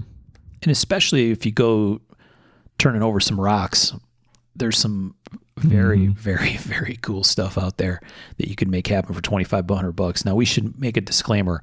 We know $2,500 is a shitload of money. That's the point, right? Yeah. That was the point of it, I guess, right? But it's a ton of money, but it makes it even more fun to talk about, I think, because it's like, wow, you can get some rare air kind of pieces out there for that kind of money. So for me, it was an exercise in finding some of the obscure that you can get for that money, pieces of history, things like that. That's where I found the interest in it. Yeah. All right. Well, lead us off, Michael. What's your $2,500 pick? I know there's something good. This one came in a little bit under, and I just sent it. It's they call it the Hogs and Haas collaboration. Anders Hagstrom and Jerry Awesome. Ooh, shit. That's hot. So, I mean, that's a pretty rare bird and a fun piece that you could be had for 21, 25 on Arizona. So, I mean, like I said, a little bit of obscure, a little bit of funky and different. Yeah, nice piece, man. So is that ironwood? Looks like it. Mm-hmm. Oh, yeah. That's some pretty ironwood. Oh, man. And two dudes that, make killer fixed blades on their own, coming together makes for, kind of getting the best of both. Definitely. With those crazy and gorgeous Jerry Awesome grinds. Mm-hmm. Every once in a while I mess up and call him Jerry Awesome. I'm the only one that does that. I'm guessing he's okay with that. Probably so. I would be. Yeah, I was going to say, if someone called him Tom Awesome, he'd probably love it. Mm-hmm. That is a great piece, man. But I mean, I found so much of that stuff, Yes. Great pieces, secondary pieces. It was just, I mean, I spent probably a solid hour just on this $2,500 one. Right. Yeah, the Nordic knives and like Arizona custom knives and some of these other websites I spent a lot of time on. Yes. Mm-hmm. Yeah, that's a pretty one. That's a really, really nice pick, Michael. Yeah, I've got another one for the backups that I think you'll like. All right. So let me send you my $2,500 pick here. This is one you're actually gonna have to scroll slightly, and Tom's gonna yell at the irony of another pick that's slightly over the budget, but this was too cool not to pick. This was the Quintessential Cutlery, which was the lady that we talked to at the New York show. That I had a knife stolen right from under my nose on. She has a really, really cool stash. I don't know about that. Debatable, said Tom. If you scroll down on that link I sent, the second knife down is a Matt Diskin Fitzpatrick style Bowie. Oh, wow. I think Matt made a number of pieces like this and is really, really, really stunning. That's pretty awesome. It is pretty killer. Totally kind of not what I would consider him making either, which it makes it a special piece. So it's a really cool blade, carbon steel. It's, sharpened all the way around. It's got a sharpened swedge, I think. Beautiful handles. And then it actually has a Mokame sheath, which is wild. Mm-hmm. Silver and nickel Mokame. And I don't know, it's just a stunning piece, man. And it's $2,850, so it's $350 over. But I think my backup pick was under. Not that that matters, but what a cool blade, right? Just kind of stashed away on her site. And really, really interesting piece. Do you see that D holder right below it? And the price on that, or not D holder, D Alton? Yeah. Yeah. Yeah, that's gorgeous too. Well, I mean, it is D holder. D holder. D Alton holder. Yeah. Lots of D's. But the price on that was like, ooh, that's doable. Yes. Yeah. Good pick. Yeah. So Diskin old school stuff. Mm-hmm. It'd be really interesting. I have to ask Matt when he made that. I think that was an earlier piece. It's got to be, I bet. But super, super cool. I didn't see in the description, are the guard and stuff all Damascus? It's hard to tell from that picture if that's just a reflection or. I think it's Mokame, the guard. Oh, the guard. Okay. Yeah. Very nice. So anyway, really cool piece, something different, unearthing some funky stuff, right? But something very, very unique. So if you get a chance, go check that out. We'll share the link to these for all these if we can in the Facebook group. All right, Sean, what about your $2,500 pick? And I chose a Jerry McGinnis Persian flipper. It should be well under the $2,500 and just a stellar knife. One of my favorite knives going right now. Anything Jerry Persian, I like. I don't care if it locks. I don't care if it's a slip. I like the way he does it. Yeah, his Persian slip joint is one of my favorite slip joint designs. I agree. Easily. Yep. Great shape. Suits his aesthetic really well. Mm-hmm. Oh, and like all his stuff, they just work, right? They're money from function. I mean, just the way the handle flows with the blade, everything on that knife is proper. Everything is as it should be for what it is, in my opinion. Mm-hmm. Hell of a choice. Feel kind of guilty. I didn't pick any friends' knives. Shit. Oh, that was totally me on the $2,500 pick. I was like, well, which one of my buddies am I going to put over? Right. Yep. And Sean could have picked something from himself, but he's not like some of us.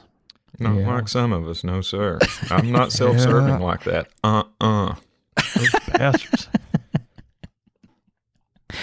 I don't know, dude. You say you want people to go broke buying your knives, so I mean. No, I said I wouldn't mind it. I didn't say I wanted it. It wouldn't hurt his feelings, Tom. He's not encouraging that kind of behavior necessarily. Man, behavior like that, you ain't got to encourage, baby. That's true. That's true. It comes from those right kind of urges. Mm-hmm. All right, Tom, what's your $2,500 pick?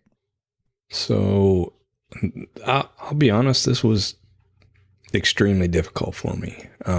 There's so many classic makers, and just having a piece from one of them would be so cool. Most of the ones I was looking at were way over.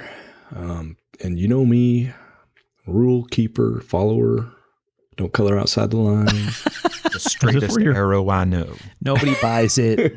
Okay, yeah, that's a load of crap. No, I definitely wanted something classic. I went with a Virgil England push dagger that is on Nordic Knives. It's called the Ritual Push Dagger. It's it's not as sexy as some of your guys' pick, but this is a maker that I think is kind of essential to have in a collection, that would just be like a centerpiece, even though it's not like one of his swords or, you know, I can't afford a $25,000 set of swords, but this probably still outside of my limit, but it fit within our limits on the group. And I really think it's kind of cool. It's a doable Virgil England piece. Yeah. Man, it's an interesting piece. The orientation of the blade to the It hand, is, right? Yeah. it's shifted from how they traditionally are. And I can see the sense in that. Yeah. Yeah. Well, yeah. It's You're like a going between claw. ribs, right? Yeah. I thought it was a pretty cool piece. Some of the stuff that I've seen at shows, I couldn't find any of it online. I know me personally, if I could buy something for myself in this price range, it would be a Rod Chapel Fighting Leopard. And it's totally doable in this price range. I saw 2 at last Blade Show, and they were awesome in this price range. And to me personally, that would be like a dream in the collection. But I thought this was pretty cool. I got a backup. I'll save it. But yeah, that would be my first choice. That's a good pick, man. That is a really cool pick. I've not seen that piece before. I hadn't Nope, either. me either. Great find. And it's Damascus. So yeah, it's pretty cool. Oh yeah, it is Damascus. Check that out. Mm-hmm. I didn't even realize that. Man, And it's looking got on little- Nordic's site, they've actually got a available Rod Chapel trailing point hunter that's pretty fucking cool. Yeah, I found several of his smaller knives, but I never found a Fighting Leopard, but yeah, his knives are so, to me, they're very inspiring. Lots of curves, kind of not what I do, but so awesome for me. That's an awesome find, Tom. And like I said, Sean, that's a really interesting configuration on that push dagger. Very. What about backup picks? Michael, did you have a backup pick in this $2,500 category? I do. I've found a really bitchin' Tom Mayo camp knife Oh, really? for $1,600. I think you guys are gonna dig this. Say, send your boy that link. Once again, kind of the obscure, but man, it is really cool. 1/4-inch thick stuff. I love seeing Tom Mayo's early stuff because it's so different from what he does now. Yeah. So clean. I mean, it's really cool. But that's Great find. really a very effective camp knife shape and handle. And it's not just that it's a Tom Mayo and kind of a funky one. It's a good looking knife, effective looking knife. Yes. Damn good looking knife. Yeah, I was excited about that one. I did not see that on their site. Looks like they just added it about a week ago. I've been cruising. I'm interested by that sheath too. I wonder Yeah. who did that one. Yeah, I don't know. I didn't see that piece. That one might have to get bought before we go to air. Mhm. Looks kind of Randall-ish almost. Yeah. Yeah, so it's like a camp knife, but it's got almost like what's the ethnic knife that's shaped this way? Like a parang or something? Is that what Almost this is? bolo-ish. Bolo, there you Yeah, a go. little Yeah. bit of a bolo there. I thought, oddly enough, that the handle was almost like the onion that machete. Yep. That's Cocobolo too. Yeah, buddy. Man. That's pretty sexy. And it almost lummish too. It's kind of, Yes. I don't know. It's got a lot going for it. I do feel that with the guards. Yeah. Yeah. Very, very nice. Mark's like, add to cart. This motherfucker. Yes. I'm glad I'm not the only one that ends up spending money on this. No, that's really pretty. Oh, I wonder when he buddy. made that. Just wait, Tom. You are going to be out some money after this episode. Uh-oh. Dang it. Okay. Yep. I might be buying that one. That's pretty cool. Put that in the Mayo fixed blade stash. Very, very nice. All right. Who Backup. else has backups? Yeah. Sean, you got a backup pick? Yeah, I wouldn't mind a Von Neely survival knife. Oh, yeah. You can get one Oh. if you can find it, under that price point, and it's a great survival knife. Oh, yeah. Good call. Very nice. I've never owned a Von Neely knife before. I probably should. I got to fix that. Have you owned one before, Sean? No, sir. Handled a couple, never owned one. Yeah. Very cool piece, man. Very classic knife guy. Yeah, well, I mean, it's the essence of what a survival knife should be. Yeah. It's not made by Jimmy Lyle. Yep. Very cool. Tom, what about a backup pick, 2500 backup pick? So, yeah, when I started doing this, looking in stuff, obviously I started looking at Loveless stuff and on, and a lot of the classic stuff, and none of it was within the price range. And then I started thinking, SR Johnson seems to be very undervalued right now. Yes. And SR Johnson, I think, actually, in my opinion, just my opinion, I feel that he took the Loveless designs one step further in refining them. Oftentimes a Stag is much nicer. I just really like his work, and I've met him at shows and talked to him, and I really like his work. And I actually found two. One is on the Quintessential Cutlery site. I'll send you a link to that. And it's markedly under the price. It's a Stag Utility Hunter. I think this is one of Johnson's best designs or adaptations. I really like this piece. The Stag is amazing, and it's under $1,500, which I feel for what it is a really good value. I almost picked that as well, Tom, that same exact knife. To me, that is classic SR Johnson, and if I wanted a piece in my collection, that would be a really good one. Oh, yeah. The other one I picked, Warncliffe Utility. It's classic SR Johnson Loveless mix. It's got ram's horn. It's engraved. Oh, yeah. Beautiful piece, and still under the $2,500 mark. So if you had $2,500 to spend on some pieces, you could actually build an amazingly nice collection of maybe not as many pieces, but some really nice collectible art pieces that are, I think, and the ones that we've all picked, I feel are definitely knives that if you want to invest, these should appreciate. I think either one of those two would be an excellent gift. Mm-hmm. Yeah, for sure. Beautiful pieces. Take it. That I accept, said Michael. Mm-hmm. That SR Johnson, it's like a hunter, but with a clip almost. Yeah. Right? That's such a pretty knife. I love that design. I always have. Yeah. I actually like that better than the Loveless drop point, personally. That's just me personally. I think the Loveless drop point is awesome. Don't get me wrong. Yeah, I was going to say, I already got text from David Sharp, and we didn't even air the show yet. No, don't get me wrong. Grievances. I love Loveless's work, all of it, period. But like I said, SR Johnson, this knife speaks to me. Yeah. We hear you loud and clear. This is better than Loveless. We get you. Pretty sure I never said that. Oh, okay boy. I'm okay with that. And if you look at that Warncliffe Utility on Nordic knives, that piece is amazing. The ram's horn, Mm-hmm. the engraving, that's just like the total package. Tapered tang, mirror polish. Yeah. If you go on that Quintessential Cutlery link that Tom sent for the Stag Johnson and scroll up one knife, that was my backup sub 2,500. And just for the record, Tom, it is so far under 2,500 that it makes up for all of my previous sins. A Buster That's not how it Warensky. works. It is totally how it works. Hello. Okay. All right. A Buster Warensky drop point hunter for $17.95, and such a cool piece from a legendary maker. And just like you said, this is kind of a funny category, right? Because it's like, oh, $2,500, and this is way under that. But what a cool piece to have in your collection for relatively short money in For what that is. collectible. Yes, for what Yeah. it is. Yes. It'd be like getting a Ferrari that Enzo built, if you're collect cars, It's, getting a Dino.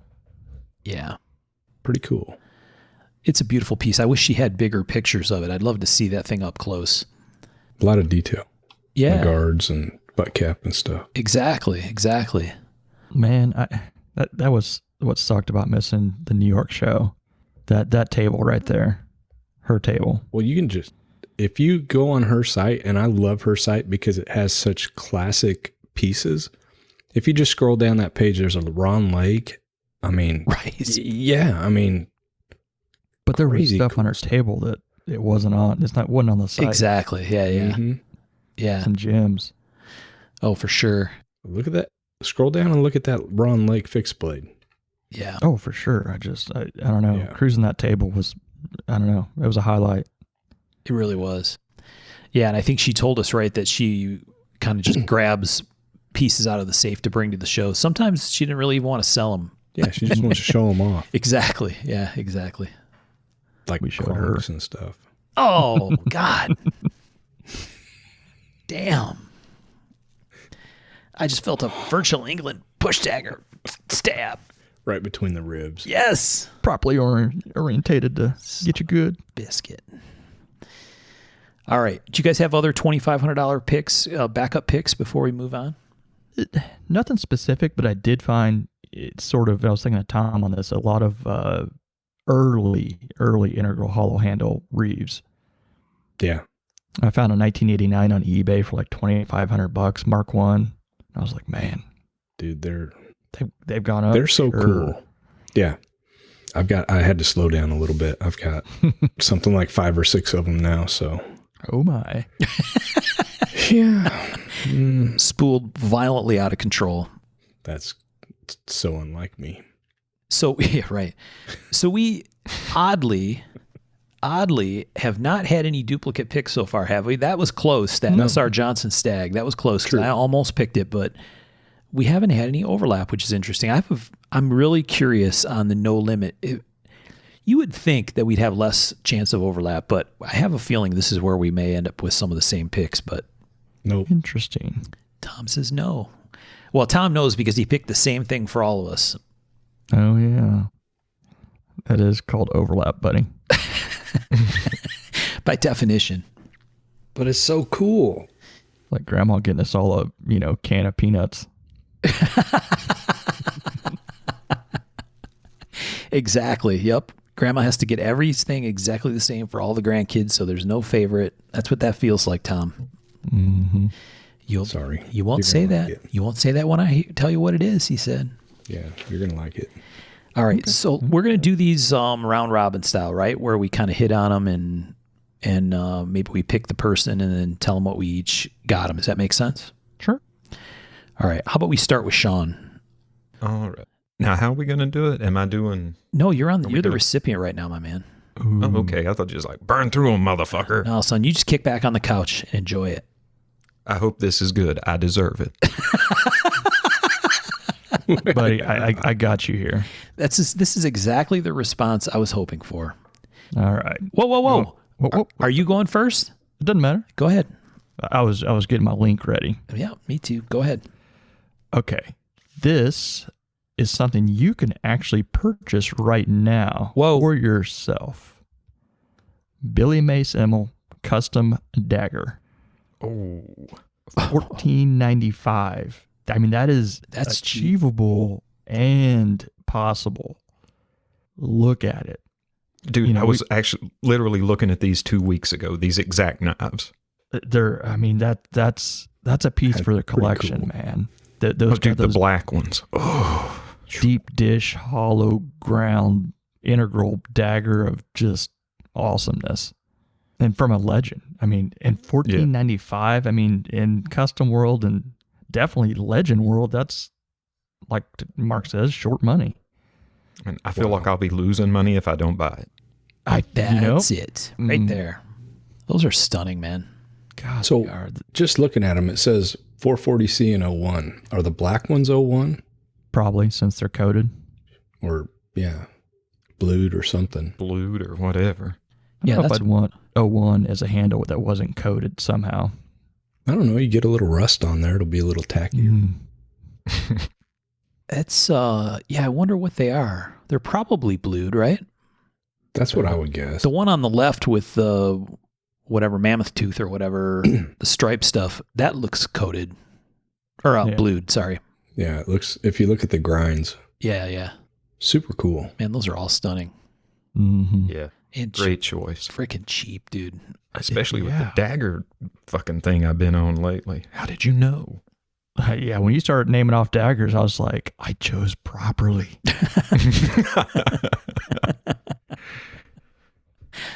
Yes. Is a great choice and cheap for the no limit category. Yeah. Who cares about the limit? That's just a killer piece. That's the thing, right? Oh yeah. And there's 3 of them. Ooh. All you need is $4,500. Who doesn't get one? That's right. That game. Everybody wins. Yeah. The mark of the maker race. Yeah, right. Wow. Congratulations, Sean. They're beautiful. Thank you. Sean's sitting on the couch with a big smile. Yep. Locking it. Oh, dude, I am grinning like the possum that got the peach pit. I'm telling you. All right. Sticking with the daggery theme for Sean. My pick for Sean was... I debated. I'm like, do you really pick a Virgil England for Sean? Because it's kind of a no-brainer, but this is Ultra Daggery. It's on Bill Hall's site, Tri-City Knives. What a cool piece with a guard, Damascus. Oh. Super Virgil England. Yeah. Just like an epitome of his kind of work, I think. Yeah, that's iconic, Virgil stuff right there. That's that England E-guard. Yes. In Damascus. Too pretty, right? Good call. That's a good one. The Turn Armor Piercer. Hell yeah. Cool name too. Yeah. Mm-hmm. And when you look at the view from the handle side, there's like a vertical view from the handle side. It's got some really cool detail. Like that fitting is, I don't know, it's got almost like a little spine type of shape to it. Mm-hmm. I don't know, just all suits the whole thing. Check out the sheath. Yeah, man. The sheath is gorgeous. Yeah. I mean, that's as pretty a sheath knife as you're ever going to find. Yes. It's very futuristic and still like steampunky almost. Dude, future primitive. Future primitive. Mm-hmm. There you go. Yeah. Super cool. Damn. Wow. Yeah. And that's the kind of interesting thing. I think, I don't know that we all did it, but like I tried to find things that you actually could go buy. Now this is $5,500, which is probably well deserved for this piece because it's, like I said, to me, this is the kind of knife I think of immediately when you hear Virgil England, right? This is very definitive of his style, and it's a lot of money. $5,000 is a lot of money, but it's fucking killer. Holy Yeah, shit! I scrolled down and there's a Bob T one-of-a-kind sword set. Oh, I almost picked that. Holy shit. Yeah. How cool is that? He's got some stuff stashed in there, man. Don't keep scrolling because we got picks still. I'm done. Scrolling, but I saw that at core of my eye and went, holy shit. Yeah. A Terciola sword set. I'll stop. So fucking cool. Stop peeking under the Christmas tree. All right, Tom, what did you pick for Sean? The same thing I picked for you. That's right. Yeah, let's just let Tom go last. Let Tom go last? Yeah. Sure. I'm down All with right. that. All right. Let's do picks for Tom. Oh, I actually had a Sweet. backup for Sean. Did anybody else have a backup for Sean? No. I had. Found perfection. You did. Yep. You did. Nailed it on the first. No, that's a very good point. This is also pretty damn cool. This was a very close second. The daggery thing was a done deal for sure, but this is a Sobral ring guard fighter, and I knew Sean would dig this shape, and I know he loves their work. It ticked a lot of boxes. Man, that is one of the more interesting guards I've seen on a knife in a little bit. Yeah. Yeah, I thought this is a cool piece because it's like, it has a lot going on. It has, am I off base in thinking of the angle of the guard and that kind of S blade? It's very Rod Chappell-ish kind of vibe going on. It's clearly got their thing going on because of the very detailed construction and San Mai, right? Yeah. And the big sweepy fuller, which is super, super badass. I can't believe you found one available. I went looking for one available. Did you? Uh-huh. Damn, Yeah. That's hot. Yeah, And that's that's some wicked cool stag, too. yes. Mm-hmm. They always get the really good stag. That almost looks like elk. It kind of does. That little pith there in the back. Yeah. Mm-hmm. It's really kind of cool. What a neat piece, man. I saw this and I'm like, this is so cool and has some great details. With them, I would not have been surprised if the guard was integral. Yeah. I would not put anything past them, but this one looks like it's a separate piece. But what a super cool piece. Mm-hmm. And like Michael said, actually purchasable. You could go out and actually buy it. Oh, and I was a big liar. I did actually have a backup for Sean. I looked at my list. So we'll post the link for this, but this is out on Donato's site, $4,600. So not cheap, but when you see it, it's Yeah, it's expensive knife. Yeah, worth it if there is such a thing for sure. Click on that link I just sent y'all. Uh-oh. I would be interested in having a special someone give us a little background on if that's even something that was made. Yeah, she talked about that in They the live discussed feed. it on the presentation. The scissors.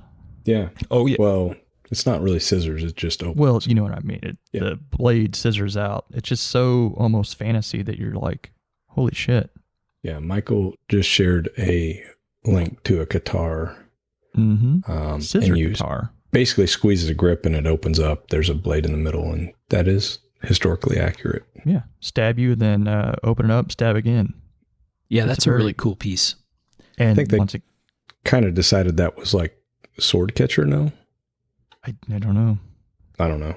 But I thought Sean would get a kick out of that at 1445, but that's one I'd have to really look into before spending money on. Mm-hmm. Yeah, for sure. What special someone Michael talked about is Rachel Parikh. She did this special. I think we mentioned in the last episode that we were looking forward to watching this presentation she was going to do with a friend of hers on the guitar. And so this is pretty cool. I did not see this on Arizona's site, Michael. That's interesting. I did some deep digging, man. I was into it. Well, very cool. I like it. Mm-hmm. All right. So is that it for Sean? That's all Sean gets. Merry Christmas, buddy. That's all I need. Thank you. I mean, aside from Tom's awesome gift that we all got. Oh, yeah. I forgot the one for everybody, the Werther's Originals or whatever. He's over there smirking because he knows you're going to feel bad when he unveils the majesty of his gift. I'd rather feel bad than feel sad. All right, let's pick for Tom. Yeah. Michael, you got a pick for old Tomcat? Tom, you better have your credit card ready. Because if I've you been don't buy good. this, then I don't know you. Uh-oh. I know you like hammers. I know you love Moran. So how about a miniature hammer made by Bill Moran for $1,200? I saw that too. That's That cool is sick. I can't That's spend not in your $1,200 on it, but damn. You can't? No, man. Right now, Christmas time. Oh, I need to buy it just to MF you then. Oh, You should. yep. But that is. This is my revenge dude. piece right here. Oh, yeah. We could start some beef with this thing. Yep. This is my revenge piece. Maybe I can It's trade super it. Cool. Yeah, that's just a killer piece of, I thought, that absolutely is Tom. You like hammers, you like stuff. I'm sure it's probably a lot smaller than we think, No, with it that price. looks pretty small, but who cares? Yeah, who gives a shit? It's, I'm not going to use it no. much. You'd have to tap a few things with it just to, Yeah. I love the description. The head's a little loose, but it won't come off. yeah. Doesn't matter. Nope. Yeah, I don't know what this is. It's like a tack hammer, I guess. Kind of, yeah. Maybe for like the silver inlay or Yeah, that's a good call. Oh. It's got a hell of a peen handle. Mm-hmm. or engraving, maybe. Maybe. Could be. Either way, it's made by Mr. Moran, and that's That in is itself for wicked. $1,250 anywhere is amazing. Yeah. Wow. It's history. Yeah, that's pretty wicked. Yeah. Well, you're welcome, Tom. Thank you. That was very thoughtful. That's Mark's revenge. I'm going to post that. I'm going to buy that, and I'm going to post it in the background of every Market single Maker picture. teaser photo. It doesn't matter. Thanksgiving, Moran hammer in the background. Could be the new logo. It could be. A couple of those crossed. Nice. Yep. Crossing out Tom's face. We might change the name of the show, Mark and the Moran Hammer. Mark has a Moran. Mark owns the Moran Hammer. That's the new name of the show. That's awesome. That's too funny. It absolutely kills me. All right. Sean, what's your numero uno pick for Tom? My pick for Tom is a John Nelson Cooper large brass-backed Bowie. Oh, heck yeah. Fantastic. I'm sending you guys a link to the style I'm talking about. I love his work. Mm-hmm. Oh, yeah. What's not to love, man? Yeah. And talk OG about of prolific. OGs. Knife Maker to the Stars. The first one. Mm-hmm. Yep. 100 So- knives a month. Jody Sampson learned there too. That's pretty fantastic. The brazed guards are pretty sick. I don't know how you could do that, but obviously he was doing it and kicking ass with it. Yeah, that's a lot of heat. Yeah. But they're beautiful, dude. Mm-hmm. Crazy trivia. You know, he ground all right-handed, both sides. Edge up and then edge down. Oh, hell. Really? So, yep. And the reason was he ground on a stone and it was mounted on a motor and there was no space on the left side. So he would grind edge up and then switch it over and grind edge down. Huh. Try that shit next time you're grinding a blade. Somebody used to do that. One of the old makers that came and went did that, and we're like, why? Like, I don't know, just the way I do it. That's how Cooper ground, and that's because he ground on a stone and there was a motor on one side. Oh, wow. So he only had clearance on the one side. Yeah, it's crazy. And like Jimmy Lau ground edge down. Do not understand that at all. It must have been all by feel or something. I don't know. I don't know, man. I got to see everything. Me too. I got to be looking at that edge and the wheel, and pretty crazy. These guys had some mad skills. Yeah. Mhm. I do love the brass strip on the edge of the spine. Oh, Yeah. yeah. That's what makes it, in my opinion. Yep. I've wanted to do that for a while, and I've never had the guts to do it. The Musso style type of. Yeah, that strip up top, the edge Mhm. catcher or whatever. So when you parry, you can catch the blade in that soft. Oh, is that what the There's- idea is? I was just wondering what the reason is Yep. for it. Yeah, so if you parry with that, in theory, their knife will cut into it and stick. Ah, got it. Very interesting. Well, there you go. Mark learned something new today. Thank you. Very cool, Sean. Thank you. My pleasure. You deserve it. Very thoughtful. All right. So my pick for Tom is this guy right here. But he needs to put his big boy pants on to go get this one. Oh, wow. But it's no limit, so there's that. Yeah. So this That is amazing. Mhm.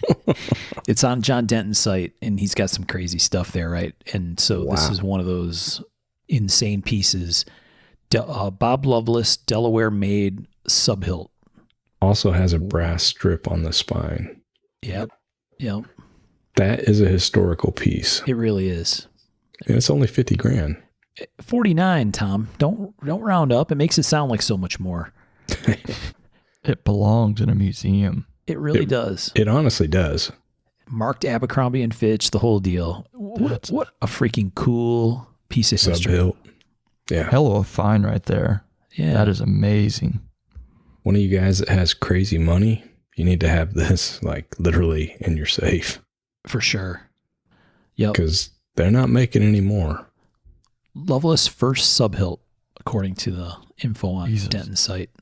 Imagine going to like a knife gathering or something like that, and everyone's tossing their folders. Check this out, and you just sling your big old Loveless hammer down. Stick it in the table. Just sit back. Yeah. Yep. So we talked about this kind of knife, not the subhilt, this knife or the subhilt specifically in the Loveless episode, right? But this is part of the Loveless timeline and very early. So what a cool piece. Can you imagine walking into like a junk store or something and finding something like this? Because if I remember right, they're missing several of these. early pieces, and Yeah. they're out there somewhere in somebody's attic. And when Grandpa dies and they clean it out, they just are going to send that shit to the junk store. You know, Right. that would be so sick. Yeah. Stack leather, the whole deal. Such a cool piece, man. So, congratulations, Tom. Yeah. Ching! I got 3 awesome pieces. Yeah. Different pieces. Yep. So let DeRay know just in case she's looking for something. Last minute stocking stuffer. And she didn't even have to get you other stuff. Too. That can just be, one gift and you'd be happy. Yeah. One and done. Out. For the rest of my life. Shit. Worth it. Yeah, right. I think so. I think that's that kind of piece. Wow. All right. So did you guys have backup picks for Tom? No. That hammer. I after that I was done. Yeah. Yeah, I mean, You don't even need a backup. pretty epic. I tried to find a set of integral daggers, but I couldn't find them. None for sale. All right. I do have a backup pick. I thought the Delaware Maid is kind of a sick, crazy thing. This one is actually what I'm going to call cheap. Maybe not cheap. It's not cheap. This is an ultra cool piece. I mean, compared to a $49,000 True. Loveless, this is cheap. And if Tom doesn't gasp when he sees this photo, I'm going to be shocked. That is so cool. If you scroll up, I sent you that picture in this link already. Oh, did you? That is so cool. Yeah, I saw that on there. I was like, holy shit, look at that. Oh. Rod Chapel axe. Rod That Chapel short is- axe. Yeah, that's really cool. Isn't it? Man, he did some bitchin' axes. If you look at some of the Mhm. books, he's Yeah. done some probably the coolest axes out there. Yeah, As far, I don't know about, how they work and stuff like that, but just looks wise. it's funny, Mark. If you do scroll up, that caught my eye instantly. So good call. Oh, over on Bill's site when we got Yeah. looking there? Yeah. Yeah, I actually linked that and sent it to the group. Okay, I missed that coming through, but yeah. That is sick. Yeah, so $2,300. I said it was cheap. It's not cheap. Not but cheap. It would have fit in the $2,500 category. But look at the inscriptions. Yeah. Yeah. Number 01. What does that say? I can't read the It back says side. the Northman Northman's Short Short Axe by Roderick Caribou Chapel, serial number 01. Oh, and wow. So he took an axe to make this because that's a USA head. Look at the back. It says made in the USA or whatever. So he bought an axe and modified it into this, Wow. which is similar to Dozier did some similar stuff back in the day where he would buy the axe heads and modify them and put micarta handles and stuff. Yeah. Super cool. Huh. 1983, March 31st, 1983, Seattle, Washington. Look at the weight on that guy. 13.4 pounds. 4 pounds. That thing's a fucking beast, man. That's so crazy. Did he take a splitting maw and just whittle that thing Yeah, down? maybe. It looks like it almost, doesn't it? It looks like a mold. Yeah. Given how wide the fucking top of the head is. That's an amazing piece right there. Yeah, pretty cool. Well, hell, just a chunk of micarta to make the handle. That's a sizable piece of micarta. Yeah, super cool. Yeah, I thought it was a really fun and interesting one. I thought, Tom would love it. It's an axe, 13.5 pounds. That's freaking crazy. That is insane. And his handles, man, Yeah. that thing is like, once you get your hand in there, it's like you wouldn't want to take it out. No. That's like the locked in grip. It's fantastic. Gonna need Such it for 13 pounds. Such an interesting artist, though. Oh, yeah. Mhm. All right. Tom had a hell of a haul. Yeah, it did. All right. We picking Michael next. Yeah, we are. All right. I'll go first. Go ahead and lead us. So I picked from Michael. Let me get the link up here. I've been pretty good this year, guys. Yeah. Well, this one's pretty good. You'll be happy. I picked a Don Fogg Damascus art dagger. Yeah, I don't know Nice. if you were that good. I'm pretty good. Apparently it was pretty good because this is an insane piece. Wow. I was looking at this this morning, actually. Were you really? I almost picked that this morning. We almost had overlap. Ah, Almost. Man, that's a hell of a piece. I had some backups for Michael, but this is the one that I thought this is the one that he would really like the most. So yeah, it's a big dagger. Yeah. 15.5 overall, 10-inch blade, twist Damascus, fullers on both sides. What a cool piece. Yeah, man. That's it's so clean. It's so very Dawn Fog. Yeah. It's I know that's not a good descriptor, but that's it makes sense in my head. Yep. No, it does. Ebony handle, engraved and gold inlaid guard and butt cap. He used a lot of ebony, a lot of not highly figured type stuff, a lot of dark handle type of stuff for him. Oh, man, the blued steel goes with the ebony so well. Mm-hmm. Yeah, that's a great piece. Thank you. It's like he doesn't want to distract from some of the other stuff. Yeah, he's, to me, I think, very good at balancing his pieces out. Never too much on one end or the other. It draws your eyes along him and doesn't, I don't know, never too busy. I would love to see you make some of this kind of stuff, Michael. Well, if I had the skills, then I'd be making it. That's not true. Yeah, time, I guess. There you go. Sometimes I have to beat skills with time. Yeah, there you go. So we'll post a link to this one because it's too pretty not to, but this is over on Dave Ellis' site, and he doesn't have a ton of stuff on his site. He's got a bunch of stuff stashed away, I know, that probably isn't on the site at all, but this is a really special piece and just a really, really cool one. $11,000, but he doesn't have a lot of stuff on his site, but what he has is primo. Only the primo stuff. Yep. Yes. You got to give the little finger kissy thing to everything he's got, though. Yeah, I scrolled through. Yes. Top shelf. There you go, Michael. Merry Christmas. Thank you. I'll let Abby know that I will expect this. It's only 11.5. Keep an eye on the mailbox. That's right. Yeah, I think this is a courier piece like that Delaware made. You hire a guy, give him a plane ticket. Mm-hmm. What about you, Tom? What'd you pick for Michael? Same as everybody else. Oh shit, that's right. All right. I feel like I might let you guys down now because some of the stuff is pretty freaking epic. Well, hey, you're the one who built expectations. All right, I'm pretty stoked with it. Still, I'd be happy to get it. All right. Whatever you say. Got some pack of wood. Sean, what'd you pick for Michael? There's nothing wrong with pack of wood.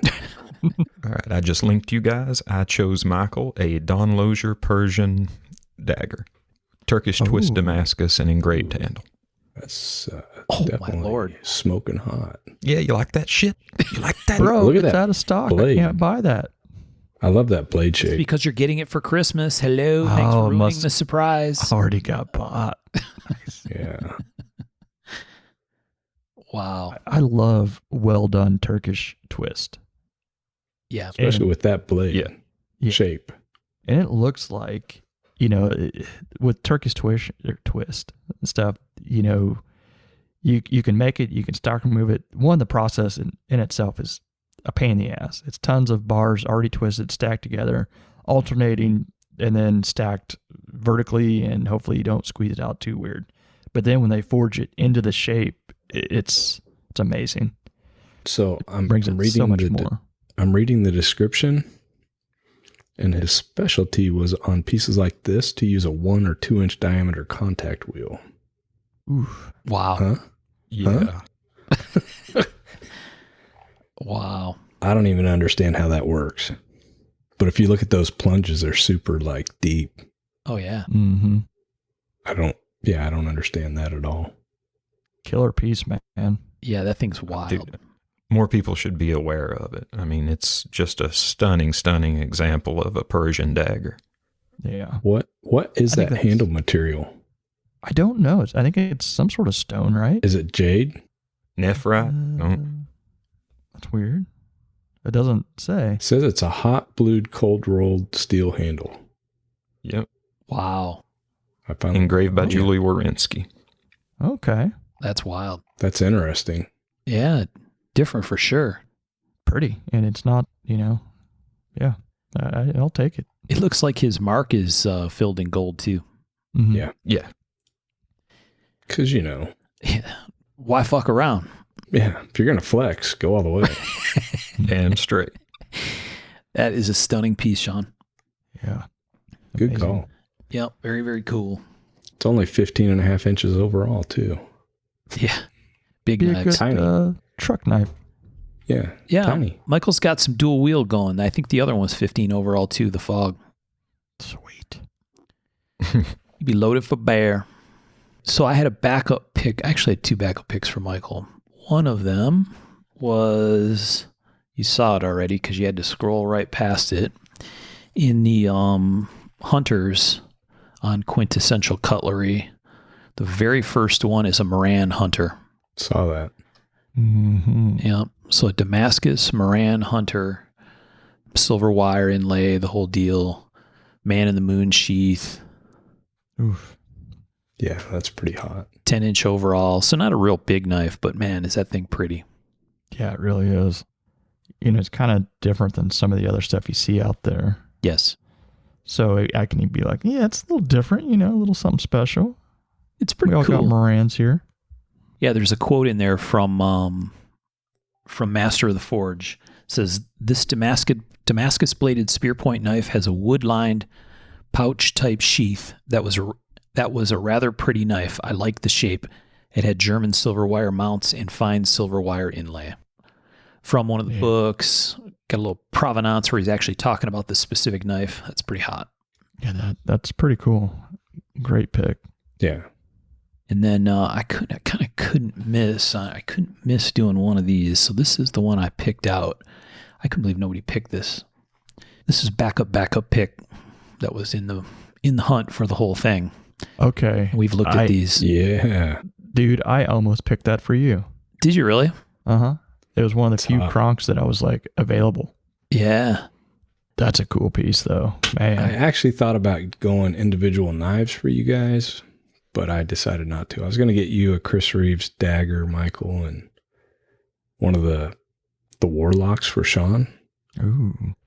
and then a Loveless sub hilt for you, Mark. But that was my thought, and then because I know you guys would love those, but I don't know. I went a different way. Just something kind of fun. That's all right.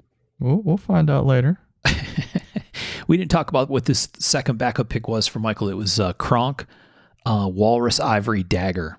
Mhm. And they I think they actually have a couple of them. There's another one that's kind of similar to this. I like this one. It had a Twisted ivory. beautiful blade. Yeah, kind of like a rope carved ivory handle, super symmetric. Fluted. Yeah, Spiral fluted. It's got that sort of jewelry setted pommel. right. It's a great piece. Oh, man, that pointy horned guard. Dig that. That pointed guard is crazy, isn't it? Yeah, it's that Kronk flare kind of tossed right there in that guard. But for something so historical, the price is not bad at all. No. No. I totally wish, and if I could wish for one thing this Christmas, it'd be peace and joy and love. Or, no, really, what I want is somebody to make a Kronk coffee table book. Like, Yeah. like Man. for real, do it right. Pictures, the history, the story of Kronk, and just put some of these pictures, because a lot of his pieces aren't on the internet anymore. You're not seeing pictures. They're in collections, and he did some amazingly cool stuff. Yes. Mm-hmm. Yep. Not that I don't want love, peace, and joy and all that. Yeah. But We would love to see COVID go away, but if we really had to pick, yeah, we want the book. we want the book. Damn it, Tom. Sorry. Yeah, there's two of them on the site. There's another one that's got a very slim daggery blade, kind of a more traditional daggery blade, but I thought the guard felt a little guard heavy on that one. This one, Yeah. it all balanced really nice. And A little chunkier. yes, I like it. it's I like it broad. a lot. It's broad for a dagger, but boy, is it cool. Everything just works on it. So this is on Arizona. If you look up WW Kronk on Arizona, there's some very cool pieces on there. They had a bunch of them come in a while back. Mhm. And we heard about that from Andrew, and many of them actually have sold, but there's still 5 of them on there. One that's kind of funky, but a couple of sub hilts. There's some crazy stuff on there. So Yeah, really cool. Definitely go check those out. All right. So we got to do Mark's gifts, I think, and then we'll do the great unveiling of Tom's super mega pick at the end. Yeah. And we're way over. On time? Way over on time, but that's fine. Keep going. For Mark, all I got to do is scroll up to find the one that I accidentally sent earlier. Oh, yeah. The Really? Deep Mark Kressler. Stag. I know you've been on some Stag kicks lately. I have. It was between, it's like, do you get Mark a sub hilt because he's been wanting sub hilts? It's an easy pick, but it's like, if your kid asks for a video game, do you not get it because that's what he wants? Exactly. I will say that I was looking for some Deep Mark Kressler stuff for the $2,500 mark, and I couldn't find anything that really fit, but his stuff is really clean. Yeah. This piece is no exception. No, this is a gorgeous version of a Big Bear. Yeah. It's very Deep Mar. What's odd is the back hole triangle is a little bit smaller than you usually see, and I don't know the why or what of it on this one. That is interesting. But it screamed, "Buy me, Mark." Yes. And it's also integral, correct? Yeah, it's integral. Yeah. Oh, wow. Aren't all his integral? I want to say yes, but I'm not 100% sure. Yeah, it would make sense. Not either. What a cool piece, man. I bet Bird knows. He's like, yeah, the sons of bitches. So I think we explained what it was, but this is on Arizona's website. It's a Dietmar Kressler integral Big Bear with stag. It's not just any stag, and it's in giant capital letters, best stag. Mm-hmm. That best stag really stood out for me. It stands out for any reader. Mm-hmm. But that is a pretty piece. Very, very nice, Michael. Thank you very much. You're welcome. What else you got? I guess it's Sean, because we had Tom's picking all the same thing. So, Sean, what did you pick for your old pal Mark?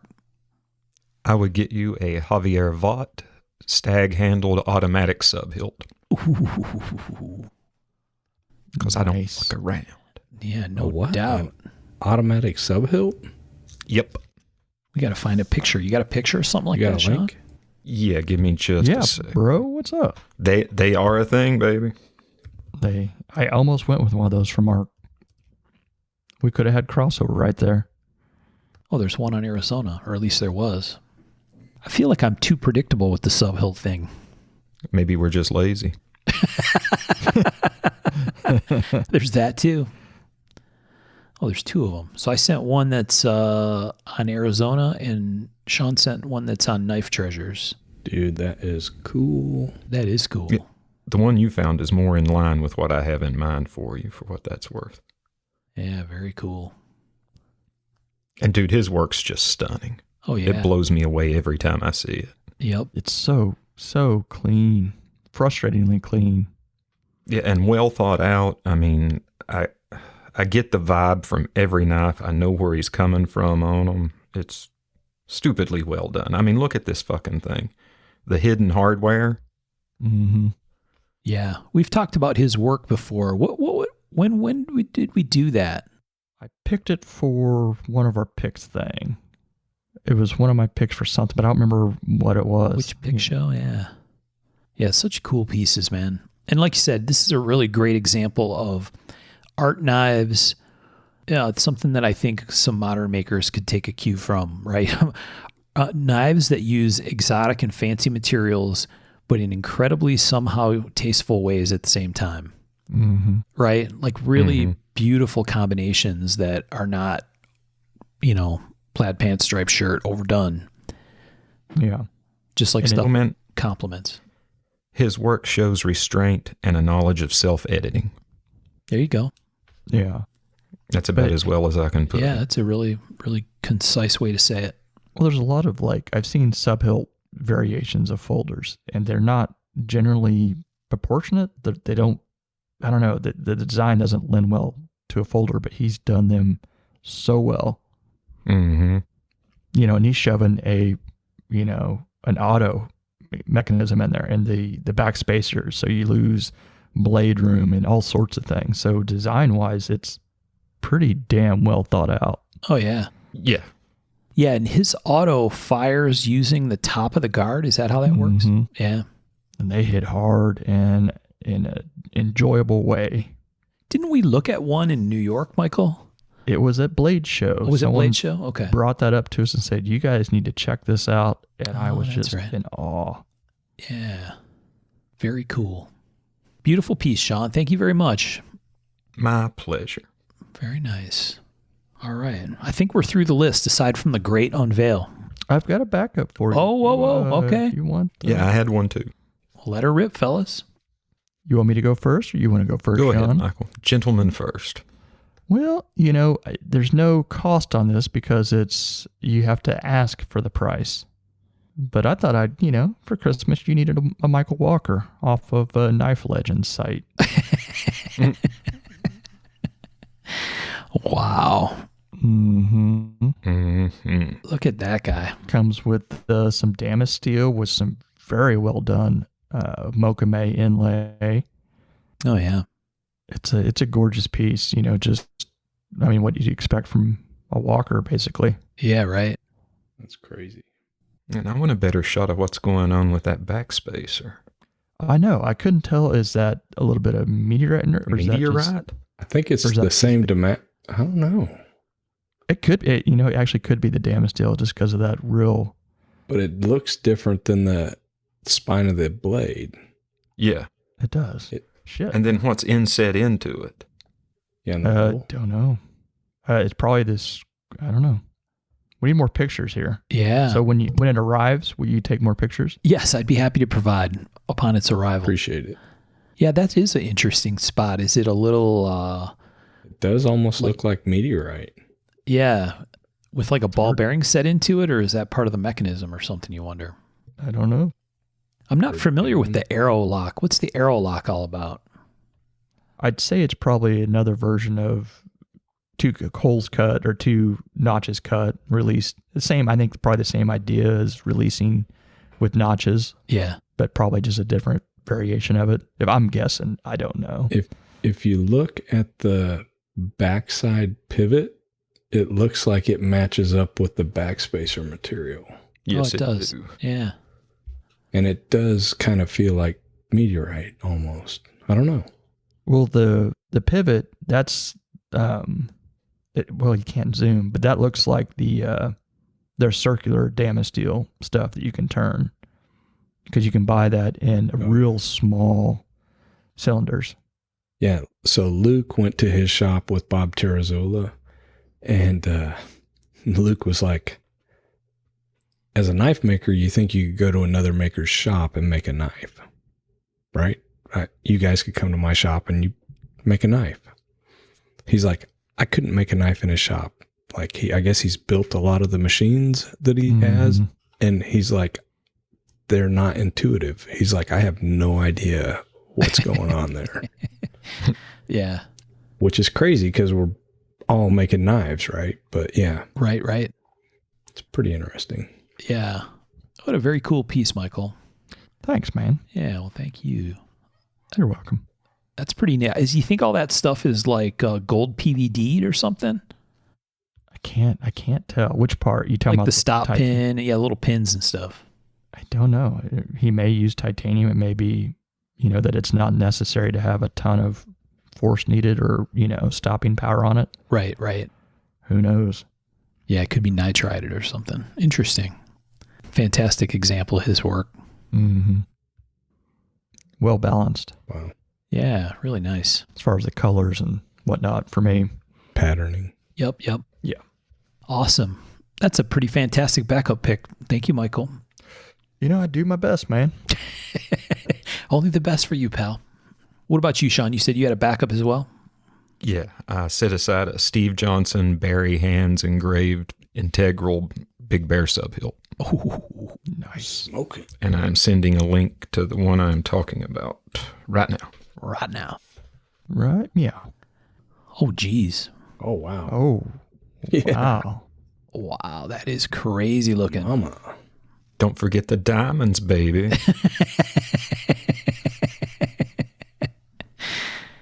Wow. Masterpiece is a great summary of what that is. That's a lot of holy shit right there. It is. Yeah. It really is. Integral, CPM 154. Wow. Man, I tell you what, that Barry Hand stuff is just amazing. Yeah. Yeah, the gold leaf work. I mean, that's fucking 24 karat gold. Just scrolling right down the blade. Yeah. Wow.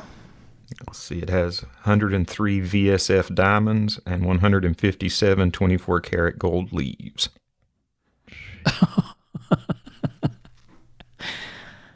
Wow. That is super, super crazy.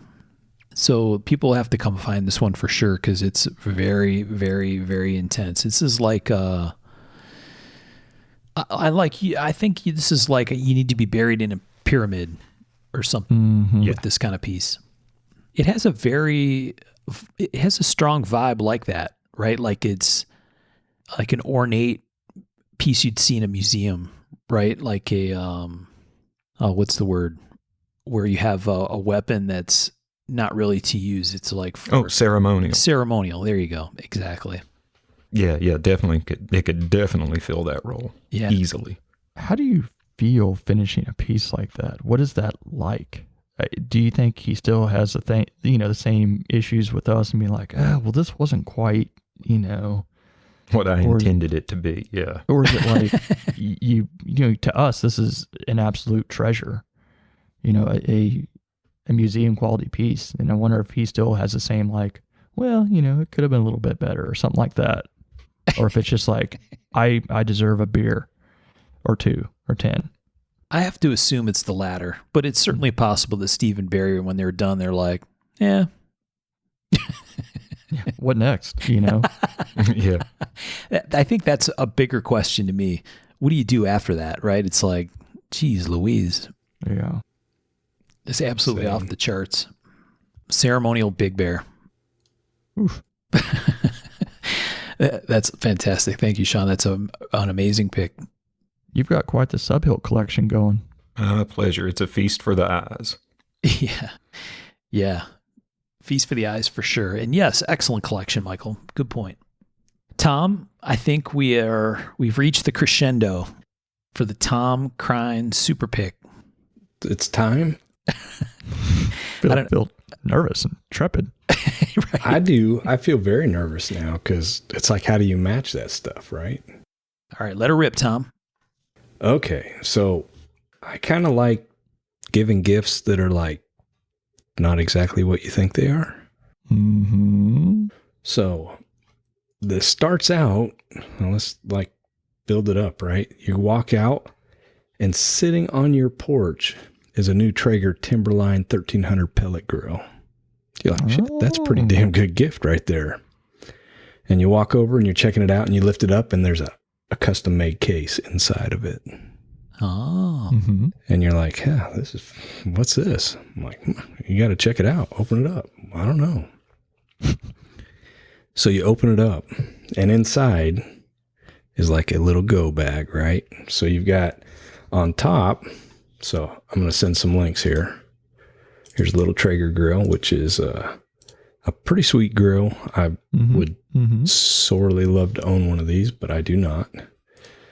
And you've got your case, and you open up your case, and the first thing you see up top is this. This is a JTAC Elf Owl and 300 Blackout. Oh, yeah. So we've talked about it before, but really cool. And then notched in its own little case right under that is something that I'd also like to have. And they made one of these Elf Owls in a really cool blue color. Dude, it looked awesome. And right next to it is one of these. It's a CZ Shadow 2 optics ready with the blue grips, which is pretty awesome. Mm-hmm. And you look down below that, and I couldn't find a picture of the one that I wanted, but Jason Knight has been making some of these Brute de Forge Bowie choppers. Yeah. And I freaking love them. They just look all business. And Jason Knight is one of my favorite makers. really cool because his Mastersmith work is not straight down the line with all the other Mastersmith pieces. Brings a lot of creativity and style into them. So really like his work. Solid working knives. And right below that is a Winkler R&D subcompact axe. So Nice. so far you've got the ability to shoot, cut, chop. I really like the Winkler axes. I really want one for the wall. Don't have one yet. And then You don't have a Winkler? I don't. Interesting. And right below that, they're not super expensive, but they're really cool, is this. And it's a Microtech Exotech dagger, which I think they're really cool. I think it'd be a really cool money clip type knife. And boom, Merry Christmas. That's it. Well, thanks, Tom. Very Question. nice. Oh, Yeah. Can I get a threaded barrel on my CZ? I don't know if they make one. Oh, I'm sure. I know you can get one from Cajun, Okay. the customization place. I'll just go buy some stuff for it to make it my own. Yeah. Got to customize it yourself. But from everything I hear, the CZ Shadows are awesome. They're supposed to Nice. be really cool. But yeah, now you can have a sweet grill and some cool stuff. very So nice. just don't fire up the grill before you No. check No. Yeah. check grills, check couches. Got it. We did get new couches recently, and I flipped the first thing we did before moving them out. I flipped them over and cut them up, and the wife is looking at me like I'm totally crazy. I'm like, hey, something you got to do. And you're like, how about you listen to the podcast? Yeah, right. Yeah. Mm-hmm. No. Well, that's probably better if she doesn't. Let's be honest here. That Elf Owl, it stuck with me for a bit. It's something I really would like to pick up. Yeah, wasn't that in the Doomsday episode or something, Tom? Yeah, Yeah. that's what I got, Birch. But I Oh, so I already got one. what's that? Just giving you shit. No, I've got a Ruger PRC that I'm thinking about selling and putting it towards a Elf Owl on a can. You didn't like the charger, PRC charger, whatever? No, I've got the precision rifle. Oh. So it's big and it's just Heavy a little bigger, shit. bigger than I need probably. I'd rather have something that would go in my backpack, and I literally have no place to shoot over 100 yards anyways. Finding a range that you can shoot over 100 yards around here is really tough. Really? So It's interesting. that people have places you can shoot, but if you're not friends with them or whatever, it's a private property. tough. Yeah. And like I had a place where I could shoot 400 yards, but now they're running cattle on it and they don't want you out there. So, Right. which I totally understand, but it just sucks. There's a 2-hour drive for 1,000 yard ranges around here. I think it's about 2 hours. Yeah. And I'd be totally happy with a suppressed elf owl, honestly. Yeah. It'd be Heck fun. yeah. That'd be Yeah. real cool. 50 yards is fun to shoot. Just have fun with. I thought you were talking about a PC charger. I think that's what it's called. The Ruger. Oh, the little 9mm. Yeah. Yeah, those are cool. Yeah, I thought those were kind of neat. PCC. Well done, Tom. That's like the Russian nesting doll of gift picks. Yeah. Mm-hmm. Thank you, Tom. Appreciate that. Yeah.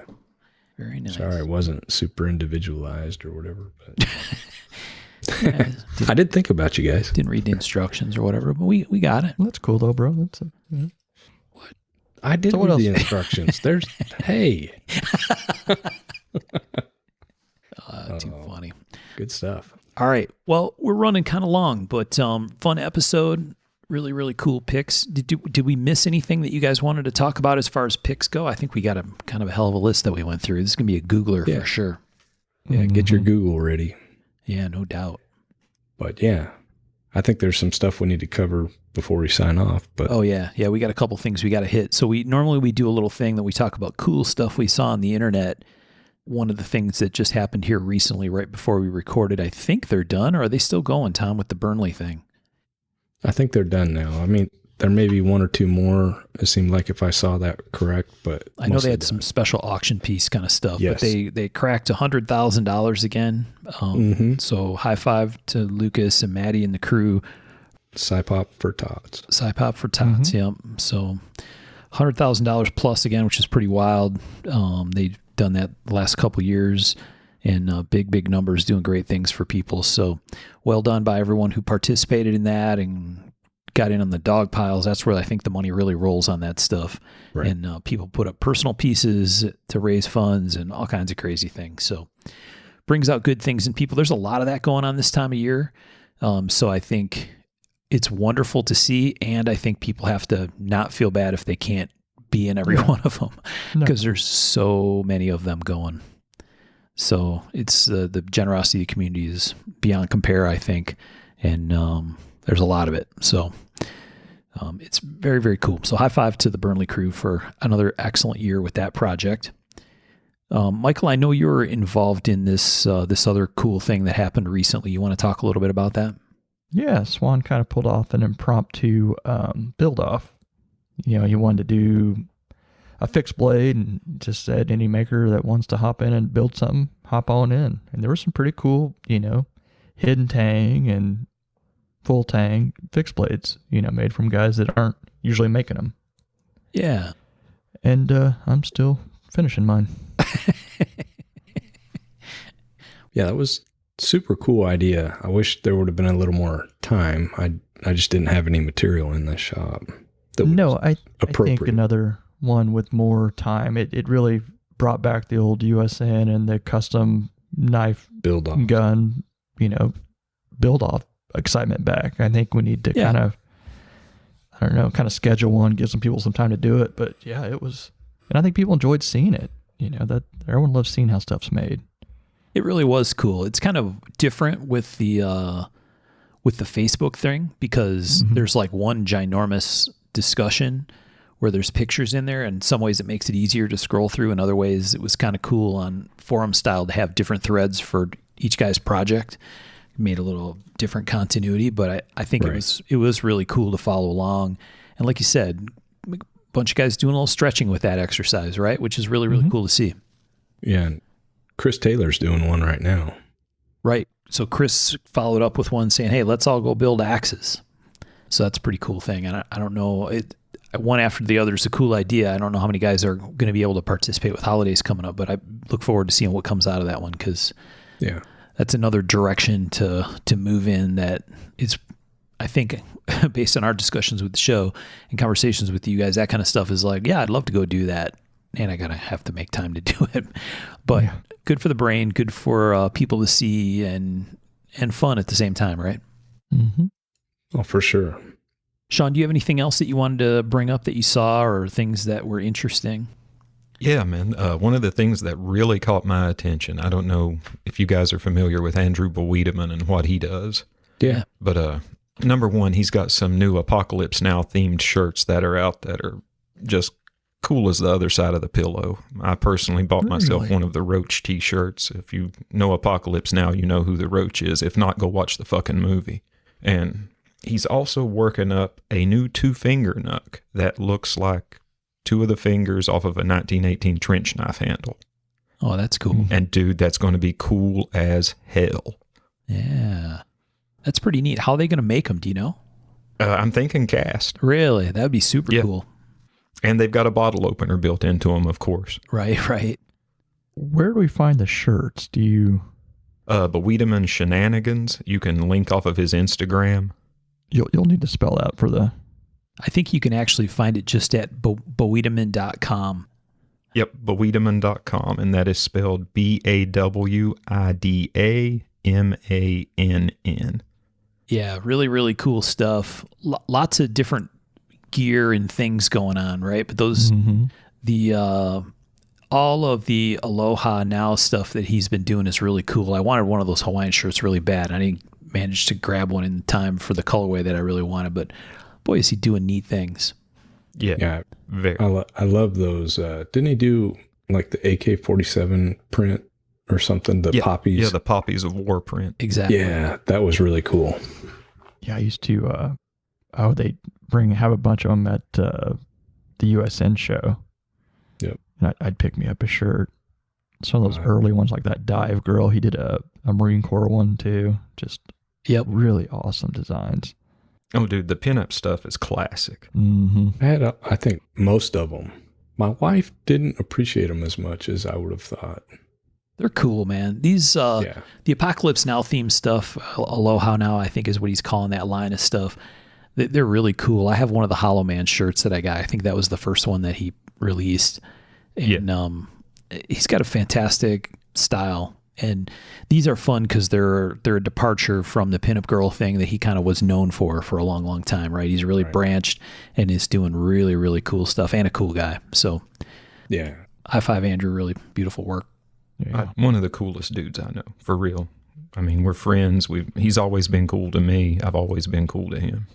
Awesome. Very good call, Sean. Thanks for bringing that up. And definitely go on his Insta and find, I think they were making what would go in to create the mold cavity for the nut.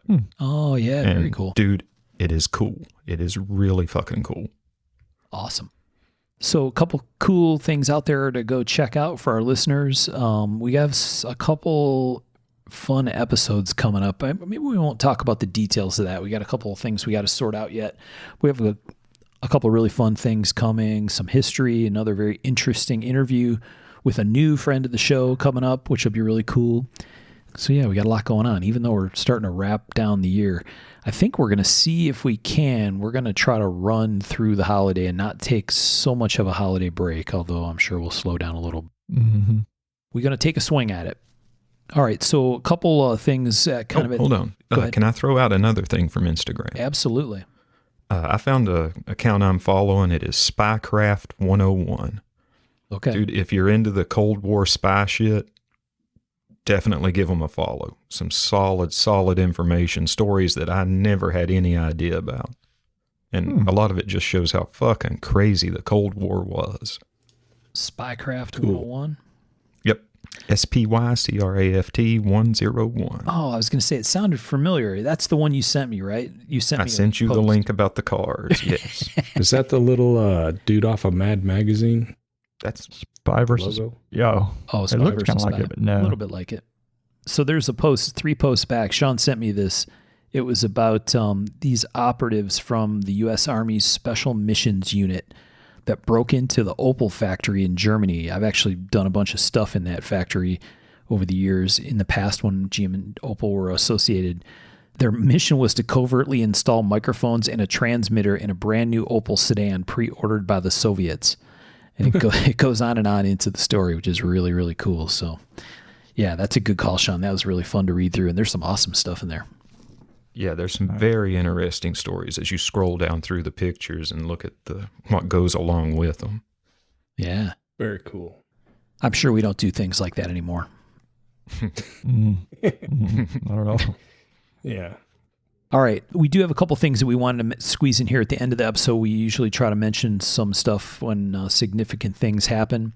2 things. One is I would think it's safe to refer to him as a legendary knife maker, Edmund Davidson, kind of known for his integral work and extremely elaborate pieces.